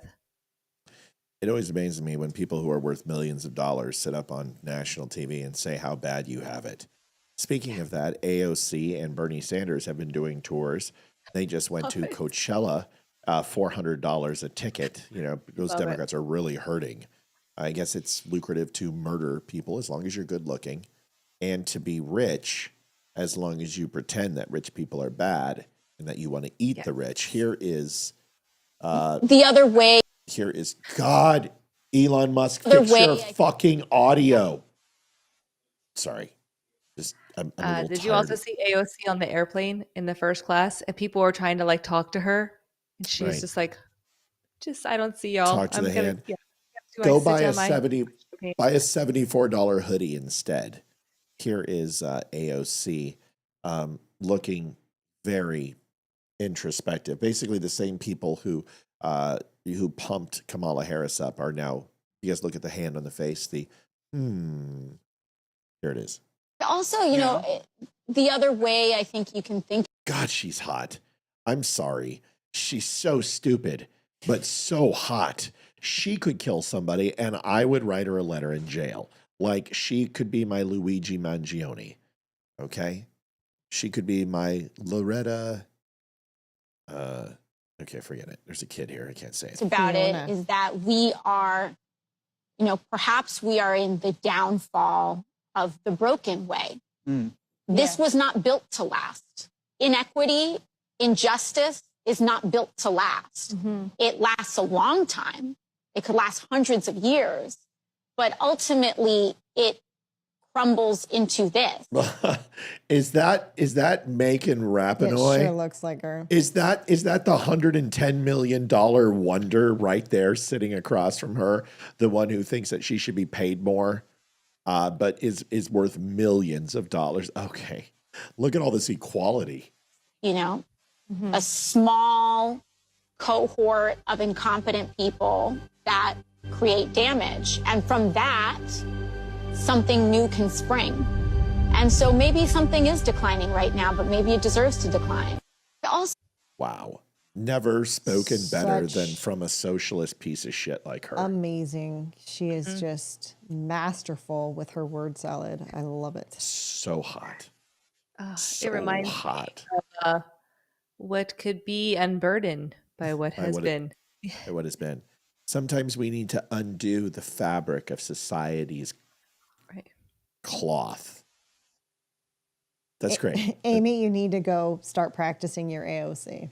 I have a feeling you should. You should also learn this sentence too, that we're an oligarchy, because here is Bernie Sanders saying this all the way from 1993 to 2018. And if I did it to 2024, I could literally go back to like 1991 all the way to 2025, almost 36 years, and make a video.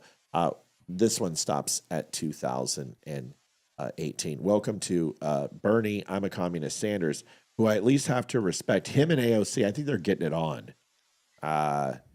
This is kind of weird. They seem to be very close, like very, very. And if I find out, kind of like a Miley Billy Ray kind of relationship? I don't know, but if I find out that Bernie Sanders is doing the beast with two backs with AOC, I think that I still think that I need video, because that's I don't know if I believe it. Not one video I'd want to see. I just need proof.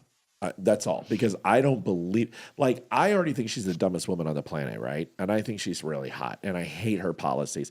I don't think she's sleeping with Bernie Sanders. Like, this can't come out and it's already out there as an internet rumor. I need to see incontrovertible, blurred out evidence that Bernie Sanders is getting up on AOC. If that's the case, it's not one that I can take at face value. That's my point. It can't say some unknown staffer claims. It's got to be.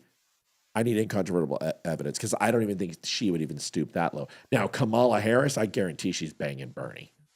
She's banging everyone. Right. Country of ours is moving very rapidly of oligarchy. United States of America today is increasingly becoming an oligarchy. More and more moving toward an oligarchy. We are moving in the direction of oligarchy. We will move even more rapidly.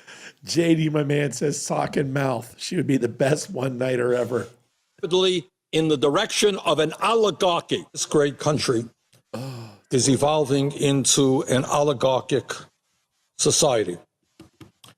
It is called oligarchy, and that is the system we are rapidly moving toward. This is a budget that moves our country rapidly into the direction of oligarchy. A handful of billionaires are moving this entire planet toward an oligarchic society. Start off with the bad news, which is pretty bad, and that is that under Donald Trump, this country is hurtling rapidly toward oligarchy.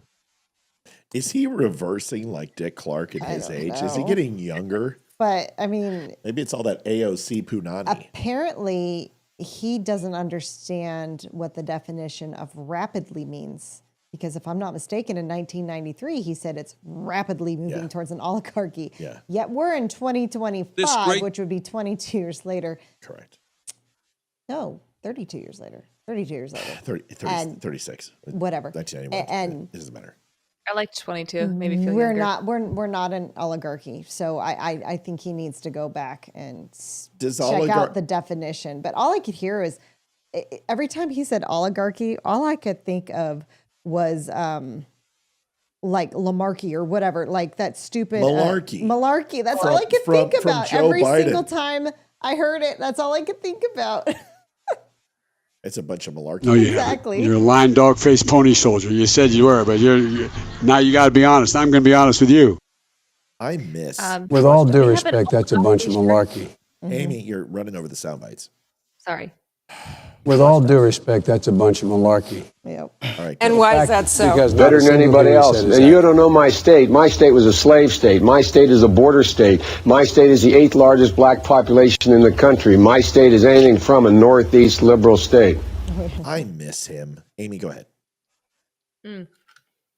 Oh, you were drinking? Sorry. I was just wondering if we had an oligarchy shirt yet. We don't, but that is a great time to segue into the latest shirt that we do have. I spent a lot of time. I saw a meme and I was like, this isn't done well enough. So we created and someone already ordered it. I survived the Trump recession from 4/7/25 to 4/9/25. It's over at thedumbshow.com along with a whole bunch of other shirts. You can even see Chicken Little running from the fireball. I like ours better than the meme. Someone's like, well, you shouldn't use that because they're stealing someone's intellectual property. No, I'm not. That's not the way this works. So if so, Candace Owens owes me a shitload of money for her friend's shirt. Exactly. Amen. Incoming. Thank God. We're just, it's like, yes.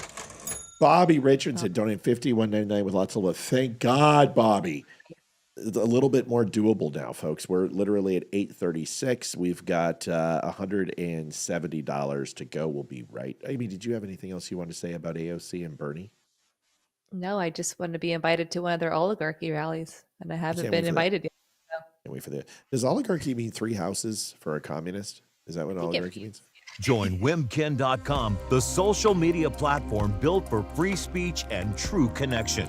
No censorship, no algorithms controlling your feed, just genuine conversations and a commitment to protecting your rights. Sign up today at Wimkin.com and take back your voice. Tell them Matt and the Dumb Show sent you.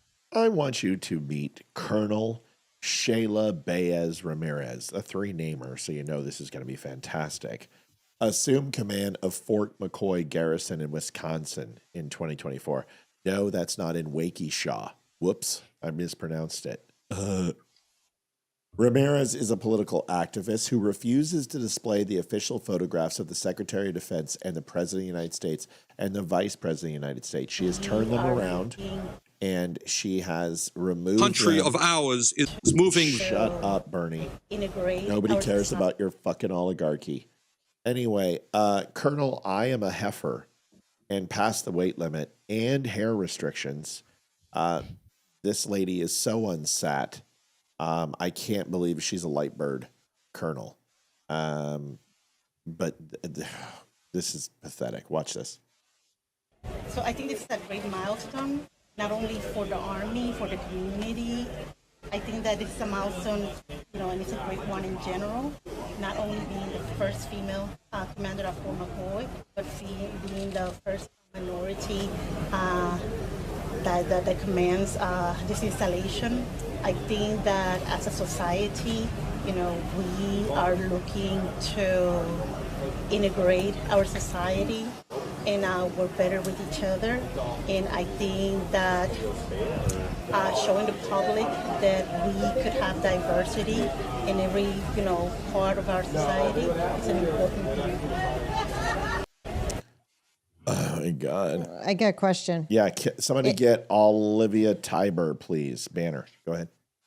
Don't traipse on the Olivia name. Isn't the military all about chain of command? Yes, Olivia. Yes, it is. And isn't Donald Trump her commander-in-chief? Yes, Olivia. Yes, he is. So chain of command would go President Donald J. Trump, Vice President J.D. Vance, Secretary of Defense Pete Hegseth.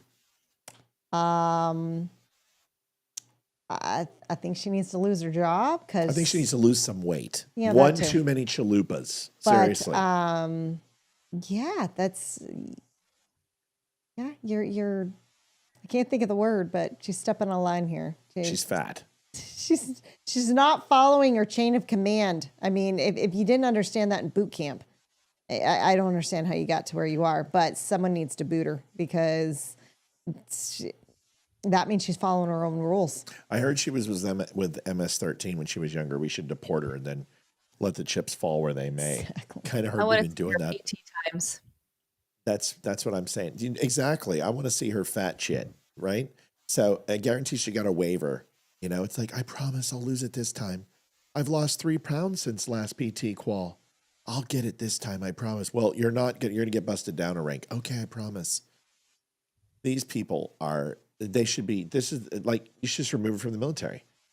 She's not following the chain of command. Every single base you put up the chain of command. She is breaking the chain of command because what she is saying is that the person at the head of that, which looked to me like a command master sergeant or possibly a first star, is no longer the president of the United States, is the vice president, is the SecDef, because you're removing those photographs from the chain of command. Every single soldier, airman, Coast Guardsman, Marine Corps, whatever it is, Marine, has to recite the chain of command up and down, from your squad leader all the way up to the president of the United States. And it's absolutely something that is drilled into you that you never breach the chain of command. And what she is doing is you don't get to be an activist in the military. Do you know how you get to be an activist? You kill people. That's your protest, right? When you disagree with someone, you kill them. And the government says, go kill those people. And you go, oh, okay. That's your form of protest. Oh, we've got a phone call. Phone call lines have been open all day, and I just want to let you know Mel didn't call. Hi, caller. Where are you from? From Canada. Are you happy that you got? Are you happy that you got your green button? Are you not going to complain anymore? You got your green button, ma'am. Oh yes, totally. Very yeah, nice. got my green button. Good. What do you want to talk about there, Mel from Canada, Gay, North Do Dakota? I get to sign your cast? I'll send it to you when they take it off. So yeah. That'll smell great. Can't wait. I'm sure it's going to smell like moose piss and syrup. Yeah. No, moose piss, horse piss, and syrup. So it's How you feeling, kid? well, it's sore, and I'm still in the temporary whatever from the shoulder down to the fingers, which is pissing me off.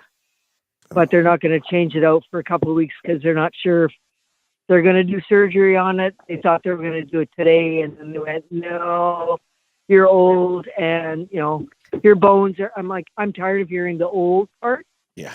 So I'm going to go for another set of X-rays in 2 weeks to see what it's doing. But it was pretty nasty. But it was only one of the two bones. It was only the ulnus. What did you say? Which was good. What did you say to the horse after she kicked you? It was a him, and I said, "Fuck you!" And if I had a stick, I'd beat you to death. I asked her if she kicked the horse back. Yeah. If I could have, I would have. But the only thing I thought of is he didn't break my ribs because I went through that almost 10 years ago to the day when my other horse broke 3 of my ribs, and I'm like, okay. So yeah, so it was a defensive move, and it took the arm, which is fine. It is what it is. Why do they keep kicking you though? What are you doing to those poor horses? Well, no. Thursday night we had some really, really fucked up weather here. It was like mini little hurricanes.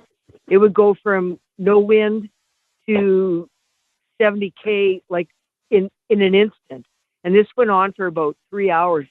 And all the animals in the neighborhood, all the horses, were calling, running, street. It was, they were really the whole neighborhood, because there's now 8 horses in my neighborhood when there wasn't before. And they were all riled up. And so the one got out because it blew the gate open when I was going to go feed. So I got the other one back in. And then I went to get the other one back, and he's like, screw you. And he's like running. So he came around the back of the house, and I'm only 10 feet from the back gate. So I put the lead rope around his neck, got him almost to the back gate. And then the other horse, and he doesn't usually run. This guy cleared whatever in about 14 seconds flat to get probably over, I don't know, a quarter of a mile plus to the other gate. That fast. And wow. Twitch has the name, and he comes by it on it because he's skittish. He's my rescue, and he's like, and Tank came at him at the gate, and Twitch turned around, and his defensive mode is, comes that foot, and I saw it, it was like slow motion, and all I did was just raise the hand.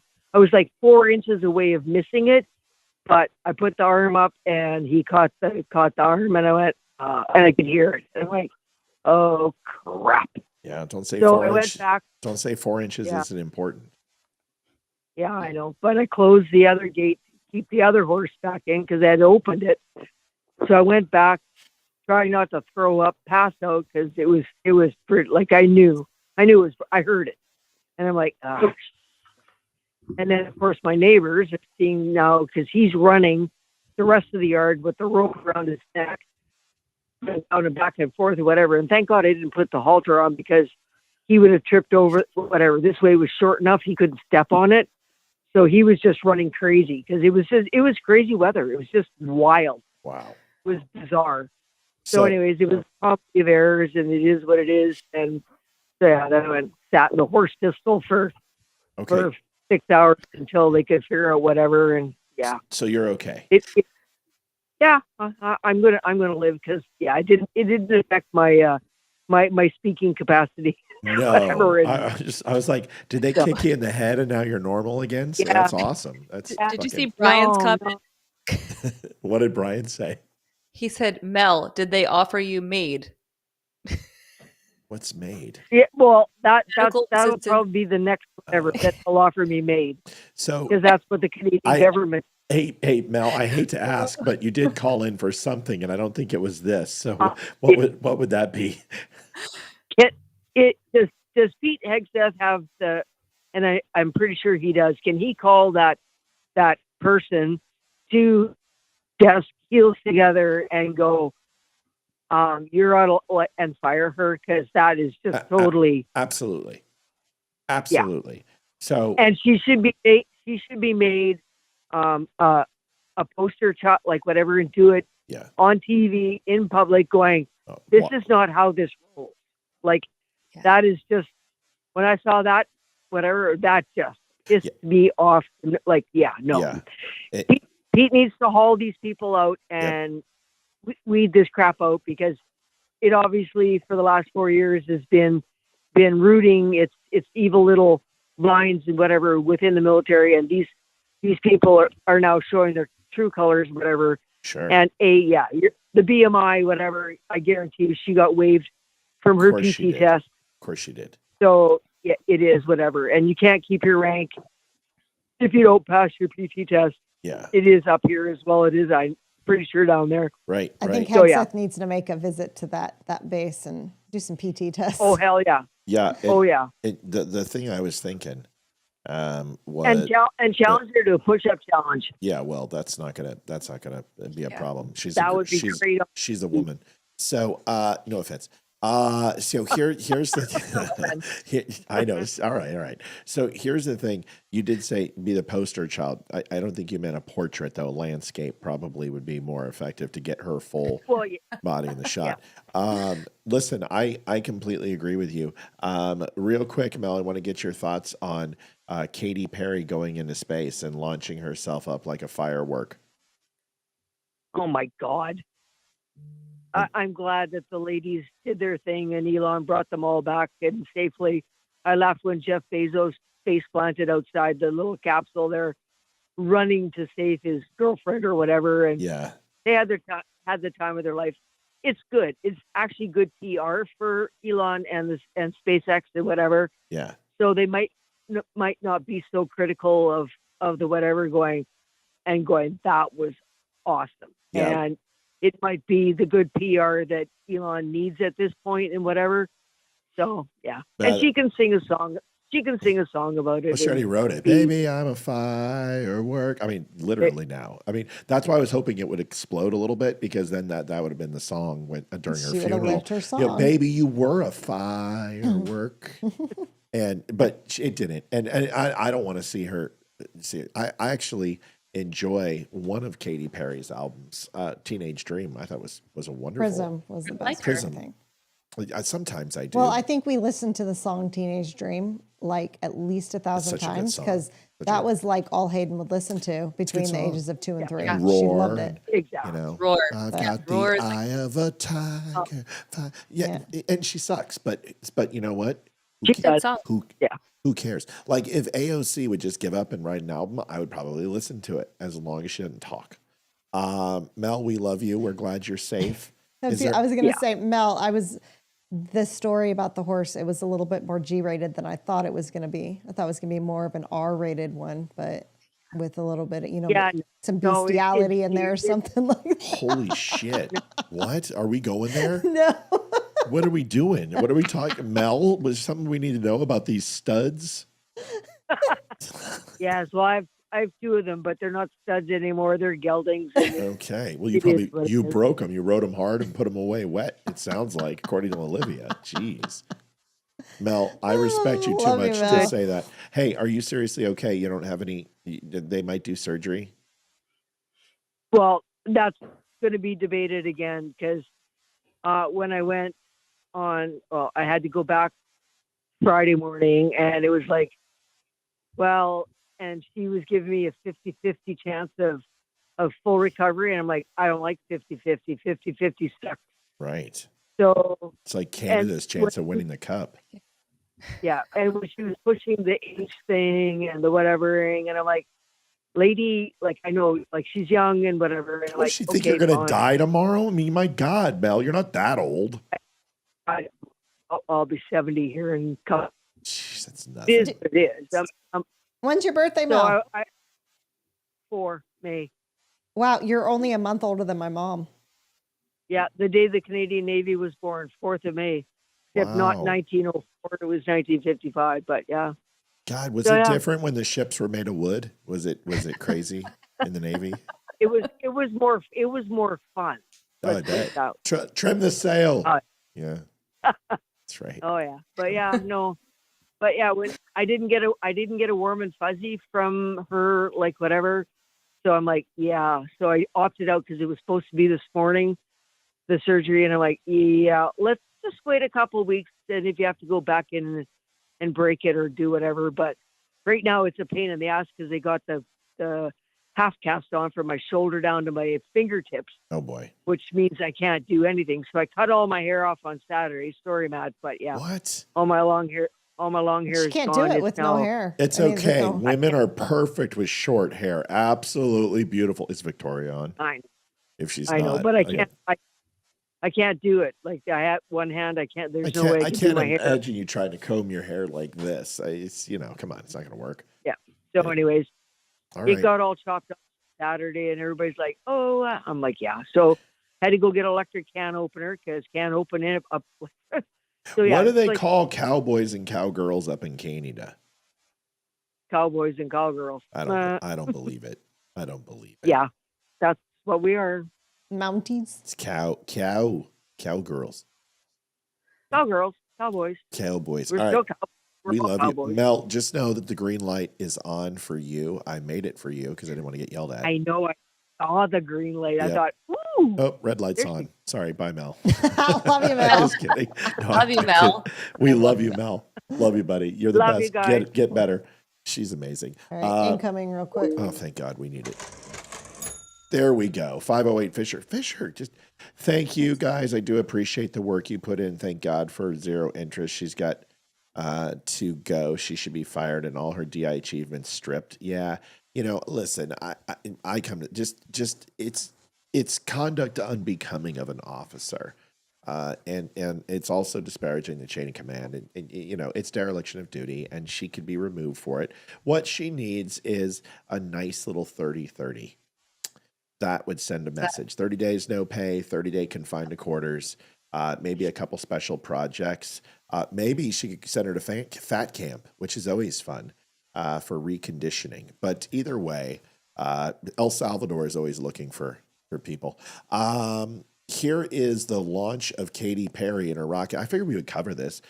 We're not in overtime. We only have 6 minutes. So, folks, if you wanted overtime tonight, which we would like to bring overtime to you, we need how much, Liv? Well, after this. Oh, $30 We need to the show. To the show in chat. Thank you for the Monday decompression therapy. Thank you, JD. Sorry, go ahead, honey. We need $102. $102, folks, get you overtime. We got 6 But minutes. I can't see with the big green. What's the total? 167? I don't know. Yeah. But we're going to be fine. It's 167.78. It just came off. Okay. So 100. Oh, it needs a reload. Yeah, it does, because it should be It's 197. okay. if I'm Just not tell me which. mistaken. Yeah. Oh, no, it says 160. What? I don't know. That's not right. No. Come on, Liv. I thought it was missing a donation earlier too. I didn't see it change. It was like Okay. around 130 or something. Let me look. Let me go through the donations. All right, Liv goes through the numbers, and honestly, you don't need much of a comment. All you got to do is just make a Katy Perry joke or something. That, wow, that's funny. That rocket doesn't look as big as what was her ex-boyfriend? What was his name? Russell Brand. Russell Brand. Yeah, Russell Brand. Yeah.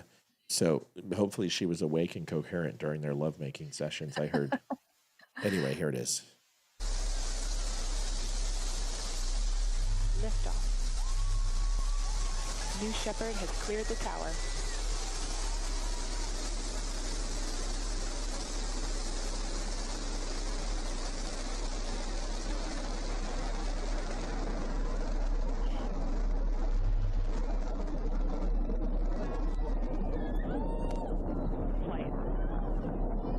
No, not a chance. 6,000 feet.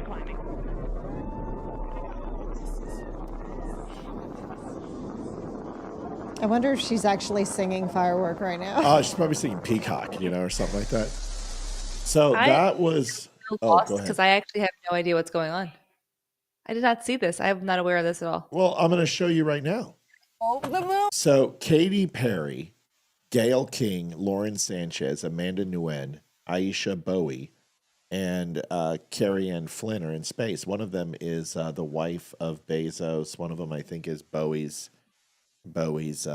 betrothed after he passed. And here it is. Got it? 1, 2, 3. Taking up space! So fucking cringe. Blow a gasket. Blow a seal. Blow a gasket. Blow a seal. Tamir's in space.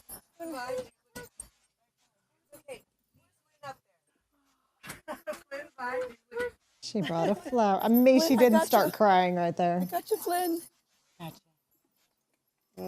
Proud of you. Their plastic surgery literally is hanging upside down on their face. I mean, it's hilarious. Everyone's face looks like it's completely just upside down because all the fat is going up. The plastic is staying in place. It literally looks like Joan Rivers after being buried for 6 years. Yeah, a lot of their hair's not moving. That means it's a lot of hairspray. She's pretty. Who is that? Phim Van Down. So she's a Vietnamese wood whittler from Beechwood, and she uses a ice skate. Oh, the moon! You Christy Yamaguchi's ice skate. guys, I will have to tell you. Look at the moon. My God, it's the moon! That's amazing. Wow! Look at the. Can you imagine? No, I'm not gonna say it. Blue line. Oh my God! Oh my goddess! Wow. That's our pink moon.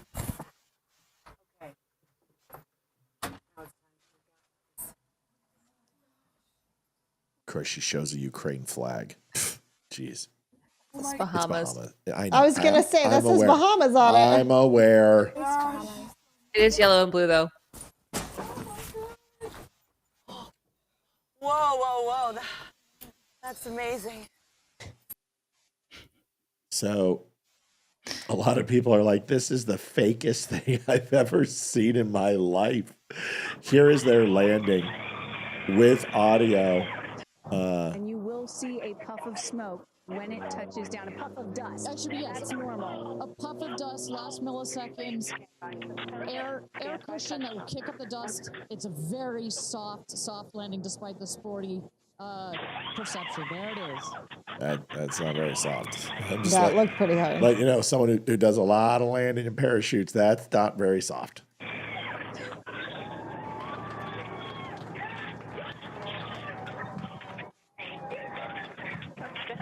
Congratulations and welcome back to Earth. Do status check.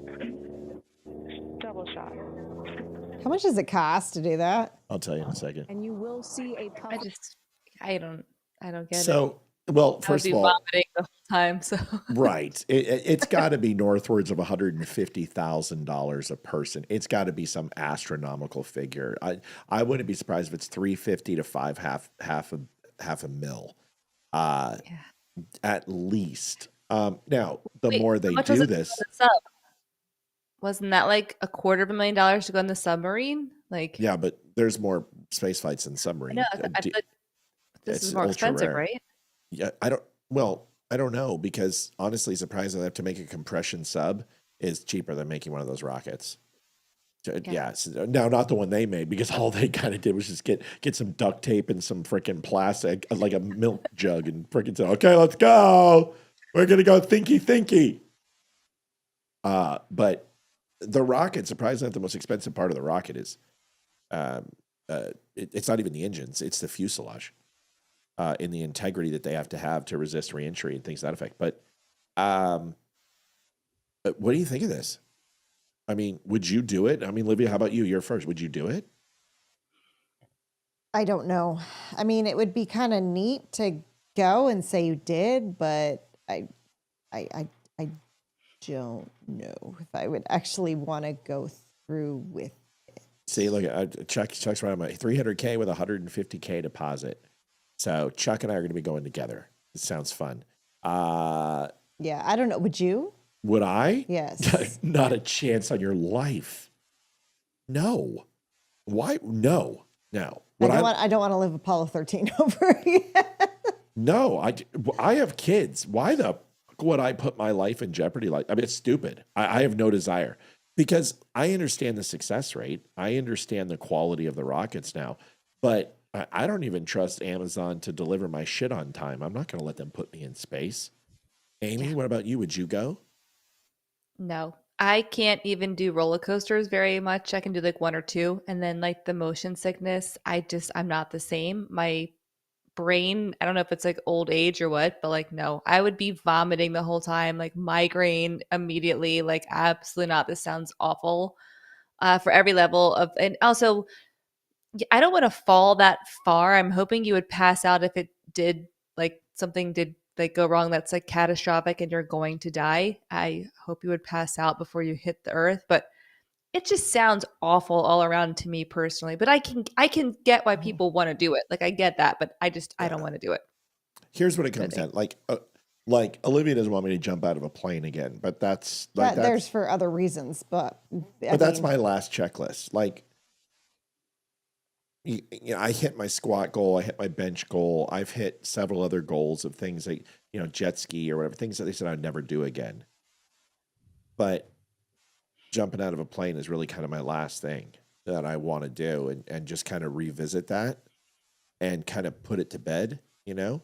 But jumping like a rocket, listen, if I wasn't married, yes, like 100,000%, I would love to do that, but not with my kids, they're not worth it. The excitement I get from my family and being with them is more than enough to dissuade me from going on a rocket. Now there are days that I'm just like, I wish I could go and one would blow up, but not most days.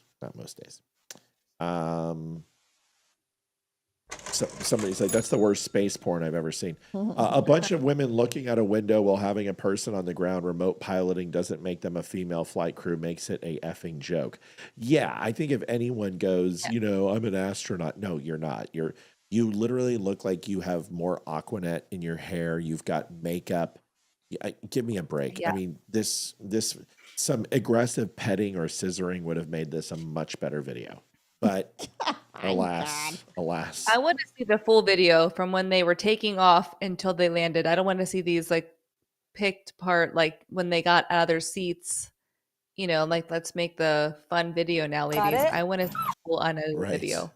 Right. Do you guys, well, listen, it's 9:04.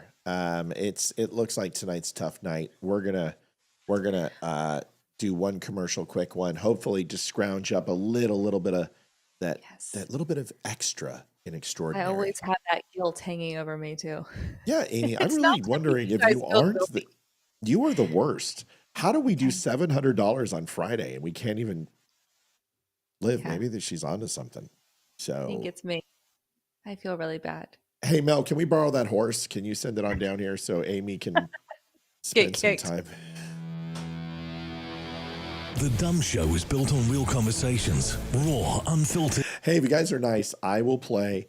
If we can somehow make the donation in the next 1 minute on this audio, I will play the Trump name singing all to the Animaniac song, all the states that he put tariffs on.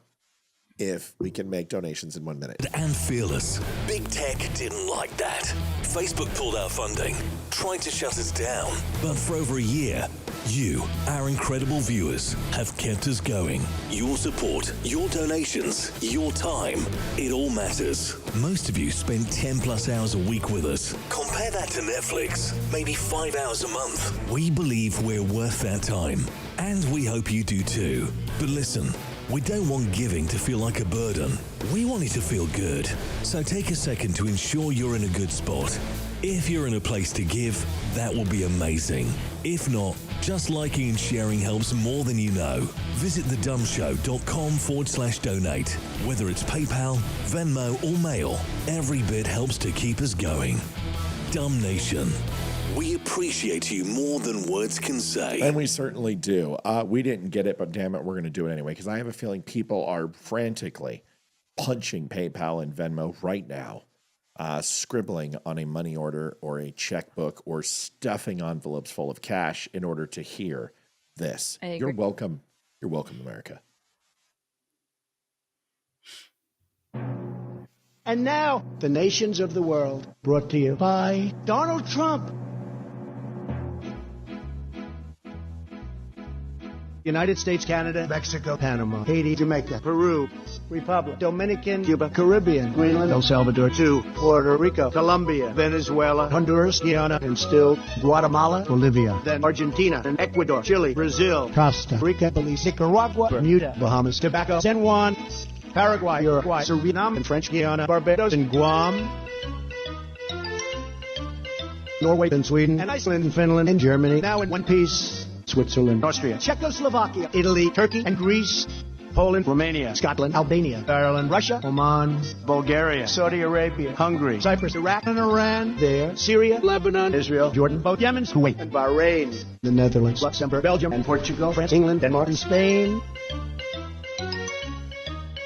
India, Pakistan, Burma, Afghanistan, Thailand, Nepal, and Bhutan, Cambodia, Malaysia, then Bangladesh, Asia, and China, Korea, Japan, Mongolia, Laos, and Tibet, Indonesia, the Philippine Islands, Taiwan, Sri Lanka, New Guinea, Sumatra, New Zealand, then Borneo, and Vietnam, Tunisia, Morocco, Uganda, Angola, Zimbabwe, Djibouti, Botswana, Mozambique, Zambia, Swaziland, Gambia, Guinea, Algeria, Ghana,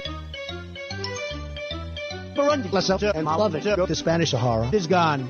Nigeria, Chad, and Liberia, Egypt, Benin, and Gabon, Tanzania, Somalia, Kenya, and Mali, Sierra Leone, and Algeria, Namibia, Senegal, Libya, Cameroon, Congo, Zaire, Ethiopia, Guinea, Bissau, Madagascar, Rwanda, Majorca, and Cayman, Hong Kong, Abu Dhabi, Qatar, Yugoslavia, Great Mauritania, Pennsylvania, Monaco, Liechtenstein, Malta, and Palestine, Fiji, Australia, Sudan.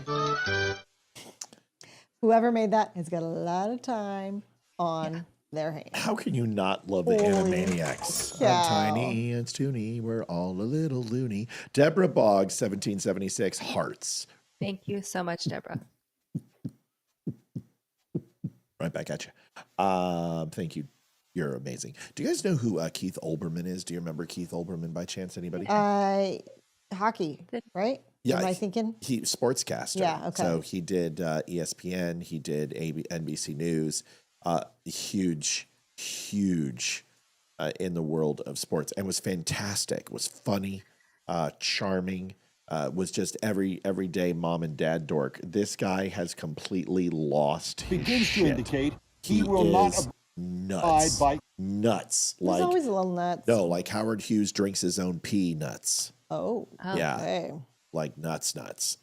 He has lost the plot. I've been watching him on Facebook, and it's crazy. I want to give you Keith Olbermann, and then we have one more quick video, and then we're out of here. Let's see if we can hit it, folks. $186.54. We are $114 away now. Let's see if we go. Oh, Charity Lamb, $10.80. Decided I want to do this more than I want another bag of Cadbury mini eggs. That a girl. Only if you share it with me. Those are my absolute favorite. They are. I love Cadbury. They are ridiculously good. Here's Keith Olbermann. Thank you, Charity. Now we only need about $100. 110. Come on, folks. Let's make What it is going happen. on, Donut Family Nation? Matthew Spear. Sorry about that. Here's Keith Olbermann. Merry Christmas. Oh, he looks horrible. On the all-new Monday Countdown podcast, Kristi Noem, the head of the Department of Homeland Security, and Tom Homan, the head of ICE, must be arrested immediately for contempt of court. They're defying court orders to return Mr. Abrego Garcia from captivity and torture in El Salvador. And they and Trump are on the verge of being in contempt of court of the Supreme Court, as Trump begins to indicate he will not abide by its rulings about returning Abrego to this country. It is time to teach the Trump administration a lesson. The Trump administration is trying to teach the rest of us a lesson, which is that even if it makes a mistake, it will not correct it, and that we should all be afraid of being arrested even if we were born here. That's why dozens, perhaps hundreds of people born in this country, full residents, full citizens of this nation, received notices over the weekend that they had 7 days to leave America. It was just another administrative error. Administrative terror is more like it. All that, plus Bill Maher self-destructs again with a propaganda video for Trump, this time reciting all the great things Trump has done for him, all the same things Bill said Trump had done for him in 2015 when I was a guest on his show, all the same things he then repudiated, claiming Trump had betrayed him. All that and more on the brand new Monday Countdown podcast, now live wherever you podcast. Did he turn albino? Yeah. What the hell? Where's the color? And what is up with that camera angle? It looks like he's trying not to jump off a bridge. It looks like he's ready to get bricked in the face by a guy. I'm sorry. Keith Olbermann is batshit. And that was sane. No. Amy, have you seen his stuff? I have, yes. That's the only reason I know him is because he is so out, because I don't listen to sports at all. I know him and Stephen A. Smith, and that's because they're obnoxious. Yeah. He's pretty bad. It's pretty bad. Speaking of, he could be our new president. I don't know if you guys heard that. What's Stephen A. Smith is going to run? He has no choice but to run. I heard that. And I said, we've already had one black person in a century. I seriously doubt it's going to happen twice. I'm just saying. I mean, it's not racist. It's just the truth. Benny Johnson and General Flynn. Listen, I am not going to go ahead and preface this anymore about Benny Johnson. I'm done saying he's a nice guy. He's got a good fit. You fuck Benny Johnson. Okay. And General Flynn, dude, I had the honor of editing one of your podcasts from a client. And I am not going to mention the client. I turned it down because I received 2 hours and 45 minutes of B-roll where you would not shut the fuck up. You talked for 2 hours and 45 minutes and the host got one question in. And they're like, can you cut this? And I said, how? What would you like me to cut? You didn't say anything. You started the conversation with General Flynn, how are you? And it ended 2 hours and 45 minutes later. And during that time, your phones are going off. Your fire alarm goes off. His phone's going off. I said, this is the way you do a podcast. And I don't mean to be rude, but there's nothing for me to edit. This is really disingenuous. And it's clickbait that gets you your clicks and gets you your money. But this is why I get so frustrated. People ask me, why do you bash on Benny? I don't. I point out the ridiculousness of what he does. And it's me doing my part of calling out the left for their hypocrisy, but also calling out our own when they do the same thing. Now, I could talk a long time, but I have never on any show talked for 2 hours and 45 minutes after asking one question. It's never happened. Most people tell you when guests come on, I usually listen to them quite a bit, or if one of the hosts have something to say that's extensive, I usually listen to them, or I interrupt Amy every other second. Here is Benny Johnson and General Flynn in talking that Ukraine was aware of the assassination attempt on Trump ahead of time, calls on FBI Director Kash Patel to investigate, and I don't mind that headline. What I mind is Ukraine was a part of this. There's another missile out there. Is the FBI going to take this shit seriously? Get in there and dig in, as General Flynn says. Here is my issue. And then also Benny Johnson's facial expressions throughout the entire interview. I don't know what he's doing, but it looks like he is trying to wrangle a turd. And it looks like he's losing. Here is the video. Really quickly, General, what should happen to Ukraine? Clearly, this guy had connections. Ryan Ralph had connections to Ukraine. He'd been to Ukraine. He's been recruiting fighters. He knows the generals there. He knows the war fighters there. He had a no-look visa policy to bring in terrorists to Ukraine to fight for Ukraine. He's a Ukraine fanatic. And now he's going to Ukraine to get American-made munitions to kill Trump and someone new in Ukraine. I think this obviously is why President Trump treated Zelensky the way that he did in the Oval Office. Yeah. But what should happen to Ukraine if it's found that they were at the very least complicit in the potential killing of Trump? Yeah, so my guess right now. My guess.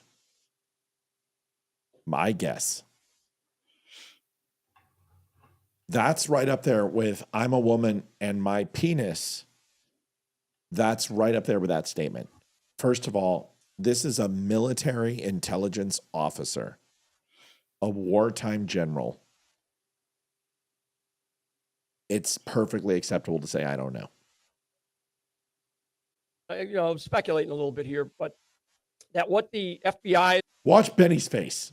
is doing, what there's a couple other organizations, but mainly the FBI is doing now, is they're going and pulling that thread. So all the way down into Ukraine. Who was this guy talking to? You can pull, and they'll pull the financial records, they'll pull the phone records, they'll pull the records of people in Ukraine. Because, you don't, it's treated a little bit differently between U.S. law and international law. So they're going to go and dig into this stuff. I guarantee it. They're going to go down to the Nat's rear end, and they're going to find the people that he was talking to, and they'll go, okay, well, what did he say? Who was he working with? Was there any associates with him when he met in these various meetings to purchase this stuff? Who was going to pay for it? Is this guy financially independent, wealthy? And was he going to pay for it? So there's a lot of little questions that got to be tied together, or the answers got to be knotted together here, and that'll come back. And when that comes back, trust me, there's going to be hell to pay, because there are people in Ukraine that were part of this, guarantee. And now you got to say, okay, Zelensky, was this some group that you were aware of? Are these guys in your military? Where were these weapons coming from? Are these weapons that were being brought in out of a warehouse, or were these being black marketed into Ukraine? And if they were being black marketed into Ukraine, where were those stingers coming from? Were they coming from Syria? Were they coming from Libya? Were they coming from Afghanistan? So there's a whole, thread that's got to be pulled, and we got to learn these things, because if we don't, because there's another Stinger missile out there waiting somewhere, Benny. Trust me, there's another RPG waiting out there somewhere that has enough range at a certain distance to be able to take an aircraft out of the sky. And that's what we have to be so smart about how this is done. Now, last word from me, Benny, is that, will the FBI No, please go on the whole show, please. under Kash Patel, are there enough good guys and gals in the FBI that are going to take this shit, excuse my Irish, seriously, and get in there and dig into the kinds of things that I'm talking about? And I mean, do it quickly, so we don't have another problem. We don't have some other nut job or somebody that they've decided that they know they can grab hold of this guy, and this guy will go do our bidding, and we got to give him the right equipment, and he's going to go into some town in the U.S. Or when Trump's flying around in his various international foray that he's about to go out internationally here within the next couple of weeks, big trip. We've got to make sure that he's protected. And that's why I think that some of that information has not been forthcoming. I can see this. My last word here, Benny, 30 minutes later, he's still going on. Right. But, okay. You know who, ever since the clips you've been showing me of Benny, and then you showed me the one last week where I called him Shia LaBeouf, I've been trying to figure out who he reminds me of. And watching him right there, I now know who he reminds me of. No way. Who? Our last apartment we lived in Colorado. Remember we went to the pool that one year? Oh my God, fingertip guy. Fingertip guy. Yes. Fingertip guy. Yes, doesn't he? Totally. Okay, so the story. Oh my God. So in the apartment we lived in, it's really hot in Colorado. We decided to go to the pool together on our day off. Full of families. And there's this dude in the 3-foot section, so the kiddie section. And he's definitely a dude who drives a big truck to compensate for somebody. But he seriously was standing in the shallow section, fingertips on the edge of the pool, sticking out his chest, flexing his arms, and going like this. I'm like, oh my God, what the hell is he doing? No joke. This was his head. Oh, yeah.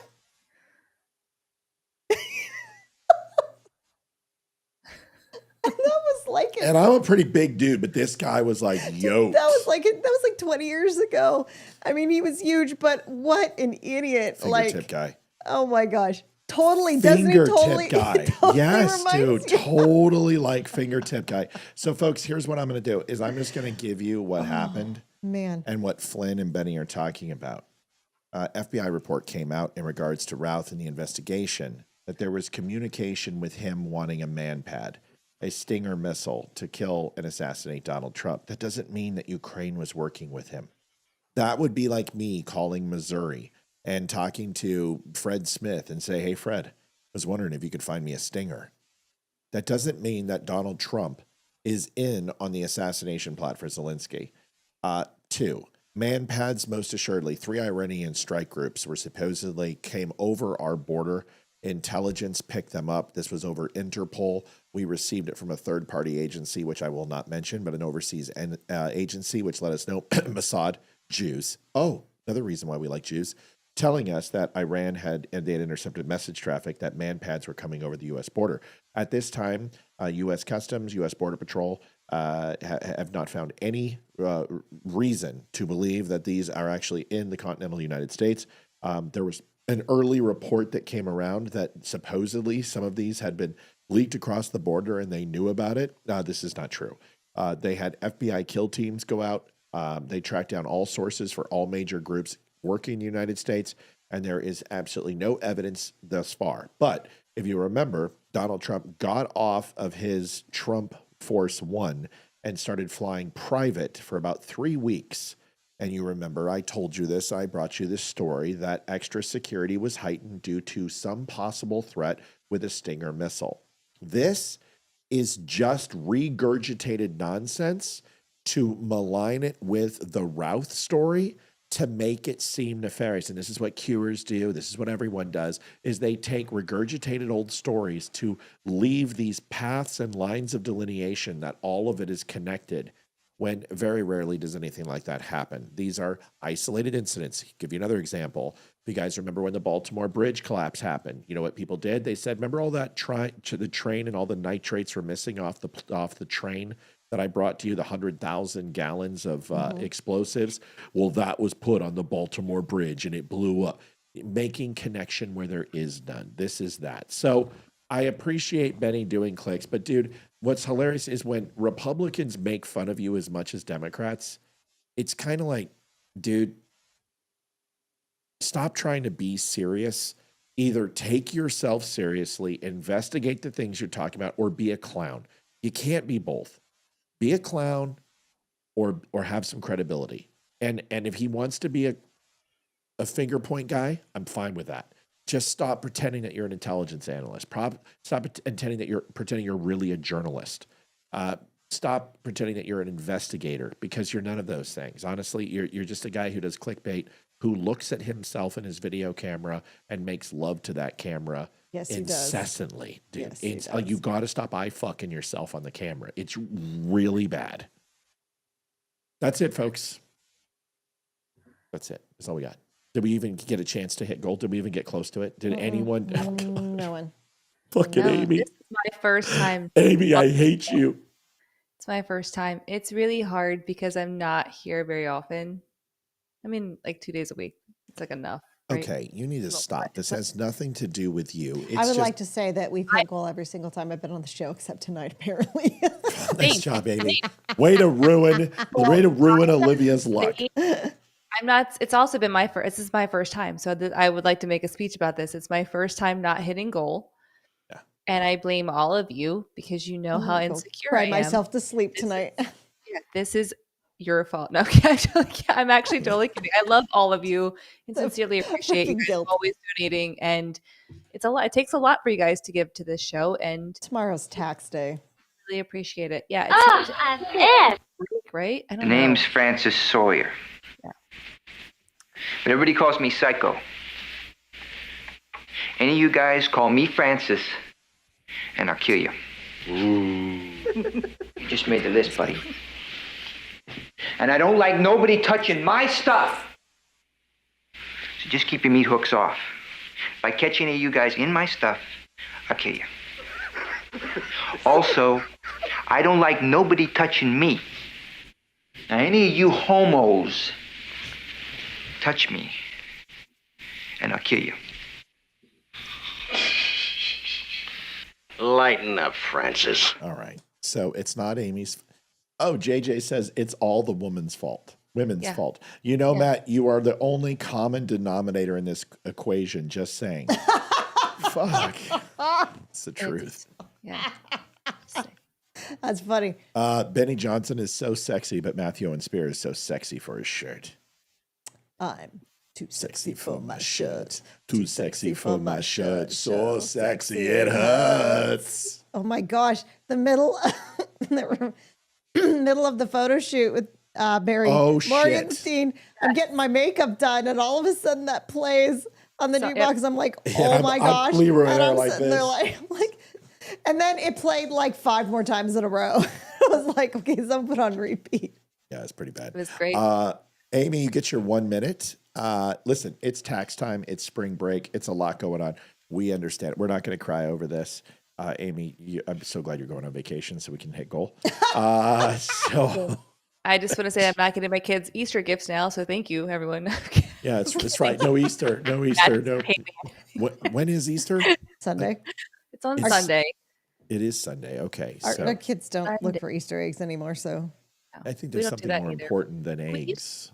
We usually travel typically around Easter, and we weren't planning to, but after the weeks that I've had, and like today especially, I was like, we are going to see my mom and dad in Florida for a week, and we are. So we're going to leave on Friday. That's going to be fun. Friday. It's going to be great. It's going to be fun. You flying down there, obviously? Absolutely. Yeah. What are we, communists? No, we're not driving. Jeez. Holy shit. Liv? Yes. Your 1 minute, please.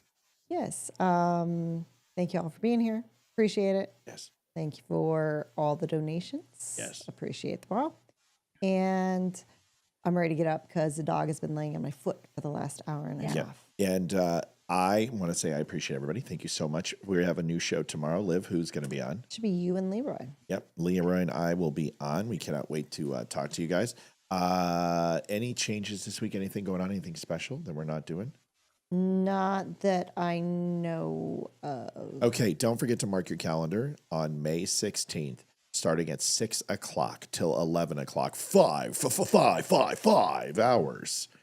We are going to be live. We have an A-list. What are you laughing at? I'm laughing at the comments. I'll tell you after you're done. Go ahead. Oh, it is. It's a happy Easter. A hoppy. Oh, hoppy. 420. Oh. Have you seen the pastor at the one church who did like the whole skit for that? No, I gotta find it. It's great. I gotta find it. Will you send it to me tomorrow when you're not on when we hit goal and show me? Yeah. Mm-hmm. Okay, cool. So I just wanted to. What are you laughing at now? I thought she was going to scratch her nose and do this. Oh no, Amy. It's like allergy season, so I'm like dying today. Like my nose is itchy. Amy and I have a great relationship. This is just par for the course. Wanted to say thanks everybody. May 16th. We will have an A-list celebrity who is a player to be mentioned later. We're going to have Damani Felder. We're going to have Ryan Samuels. We're going to have Barry Morgenstein, not Goldstein. Holy shit! What a racist, anti-Zionist I am. And we are working on booking a couple of others. Yes, I'm going to give you an update on Ash. Ash. By the way, it was him and Shelly's anniversary. Did you wish him a happy anniversary? Oh, Barry. No. When was their anniversary? I think it was yesterday. Oh, shit. I got a message. I talked to him today. I got to message him. I'm sorry. Yes, Ash got fixed. Her surgery went exceptionally well. She is she's, in my opinion, the first day was really hard, but she is back to normal. She is in a full pink bikini. And let's see if I can. Yeah, it's pretty funny. Yeah, Friday night, she was like she wouldn't eat. She was just totally lethargic. Saturday, she still didn't want to eat. So what did Dad do?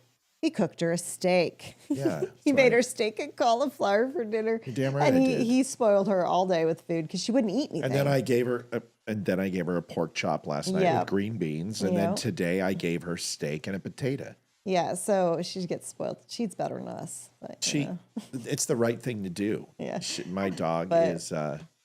We didn't give her pain pill last night because she was super hyper yesterday. So I'm like, and she really wasn't listening very well. Like she's normally like she listens to all our commands, and she was just like, whatever. And she wasn't listening to you. She was listening to me. It's like maybe I'm like, let's not give her pain pill just to see, and she hasn't been on it, and trying to calm her down.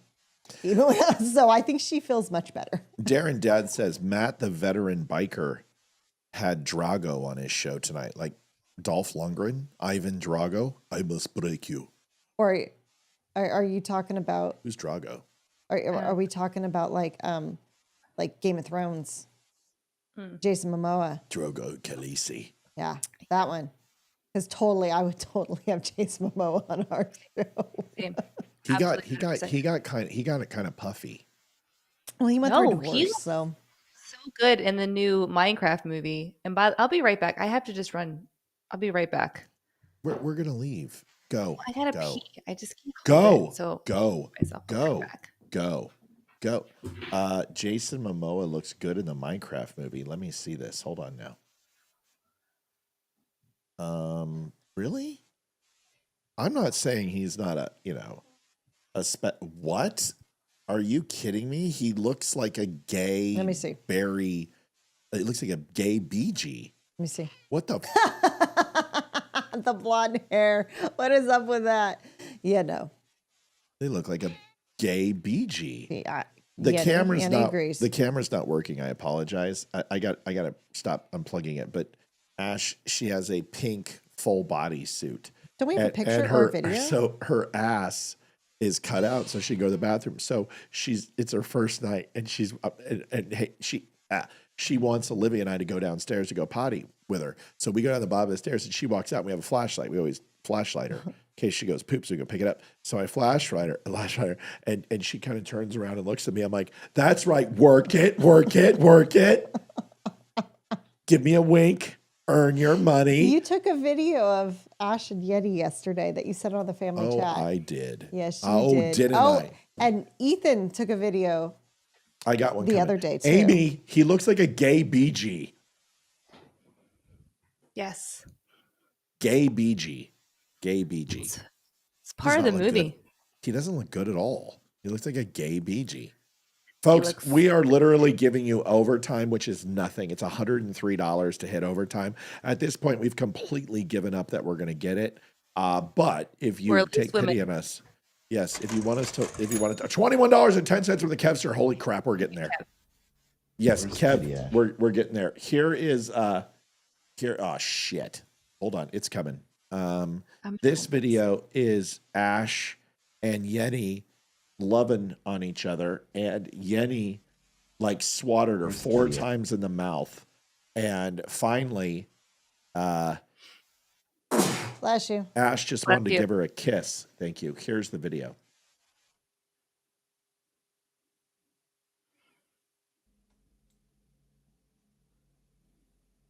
Where's the kitty, Ash? Oh, thank you, Ash, for moving. I can feel my foot again.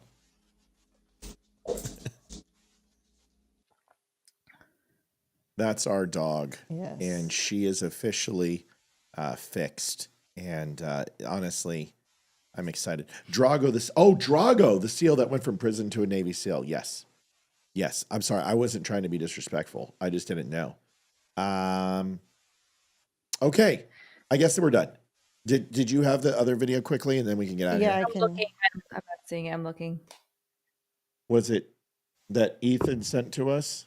Let me see. Wasn't it a family one? Yeah. Well, here's her at the door. Oh, we lost Amy. Oh crap! Sorry, I'm still here. That's her at the door. Who's waiting at the door to go outside? I sent it to you. Where did you send it? To just your text. Oh, can I say one thing real quick before we get? This is cool. So can I say something to in Amy when she's? I want Amy to pay attention to. Yeah, I'm paying attention. Don't yell at me, Amy. Gabe Landeskog. Remember we told you about him. He's the NHL player who got cut with the skate blade on his ligament, and he spent the last 3 years, and they said he would never play again, that it was over, and he should just quit and give up, and no one's ever come back in any sport with this injury. He played for the Colorado Eagles in a back-to-back hockey game. This is the AHL, and AHL is no joke. What they lack in speed and quality of shooting, they are hitters, and they're fighters, and they are rough. And Gabe Landeskog skated for 12 minutes the first night, 15 minutes the next night, got in a goal and an assist, and tied it up. And it was one of the most amazing things. And he was out there skating like a fucking champion and just hitting full contact, blocking pucks, fearless. And I just want to tell the NHL world, if Gabriel Landeskog comes back in 75% of his form, the Avalanche just gained a 97-point score. That is probably going to be a 75-point score, which really comes down to about 0.96 points a game. And to add that to your lineup, as deadly as the Avs are, watch out, because man, he looked great. And Olivia and I watched the story on Max and his just comeback, and we just love this guy, and it's just an amazing thing. So we're very, very excited. But homeboy got a goal and an assist. $1. Damn it. That's close enough. Also, Mel sent a picture of her new haircut on the dumb chat. Okay, send it to me. It's on Messenger. Where? Your dumb only messenger. You're included in that. Can you send it to me? Yeah. All right, here is the video with, am I in this thing? Yes. Oh, no, I'm not in this, am I? Yeah, it was last night when we were, or the other night we were watching. I'm Dungeons relaxed, and and my head's back, and So is mine. I look horrible. I have no makeup on. All right, here she is. Home ice is important. You're looking at you. Two-time All-Star Terry has the assist on the McTavish tally, the only goal of the game so far. And you're seeing the scratches across the bottom of your screen, and you're seeing the likes of McKinnon. All right, so there she is. All right, where's the picture? I'm sending it to you right now. Okay. As soon as I get this, we're getting out of here. We're leaving. 2:19:44. It's good enough. We had a good night. Sent. We're going to call it a win. All right, I'm sending you guys this video too. Okay. All right, which video? It's the pastor video for Easter. Okay. Oh, Mel looks beautiful. Yeah, it does you're look always good. beautiful. I like it. Is that bong water behind her? Yeah. Mel, stop smoking weed. 21:10, late to the show tonight. I'll watch on replay. Thank you, Paul. Mel looks gorgeous. I like your haircut, Mel. It looks very It looks good. good. All right, send me the picture, and then we can get out of here. Oh, I got to show this video. Oh, It's funny. I think it's fine. It's just funny. Is it religion humor? Yes. Good. And smoking pot. It's like so funny. Oh, I don't so smoke Mel, make sure to watch this. Okay, here we go. Okay, got the audio. I'm going to get copyright struck. Are you kidding me? Oh, sorry.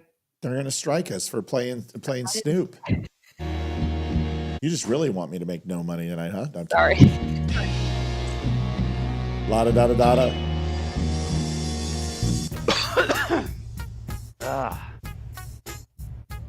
What's up, guys? Gary Lamb, lead pastor of Action Church in Canton, Georgia, and Easter Sunday is almost here. Did you realize that Easter Sunday is on 420 this year? Yeah. Don't worry, we did. Got the munchies? We got a hot breakfast ready to be served at 9:15. Service starts at 10 o'clock. We'd love to have you as our personal guest on Easter Sunday at Action Church. Dude, he's even rocking the Deion Sanders shades. Oh my gosh, that's hilarious. That's perfect. Those are the Oh my gosh. Those are the Deion Sanders shades from the CU Buffs. They're popular. He's funny. great. Do you I love know it. this guy?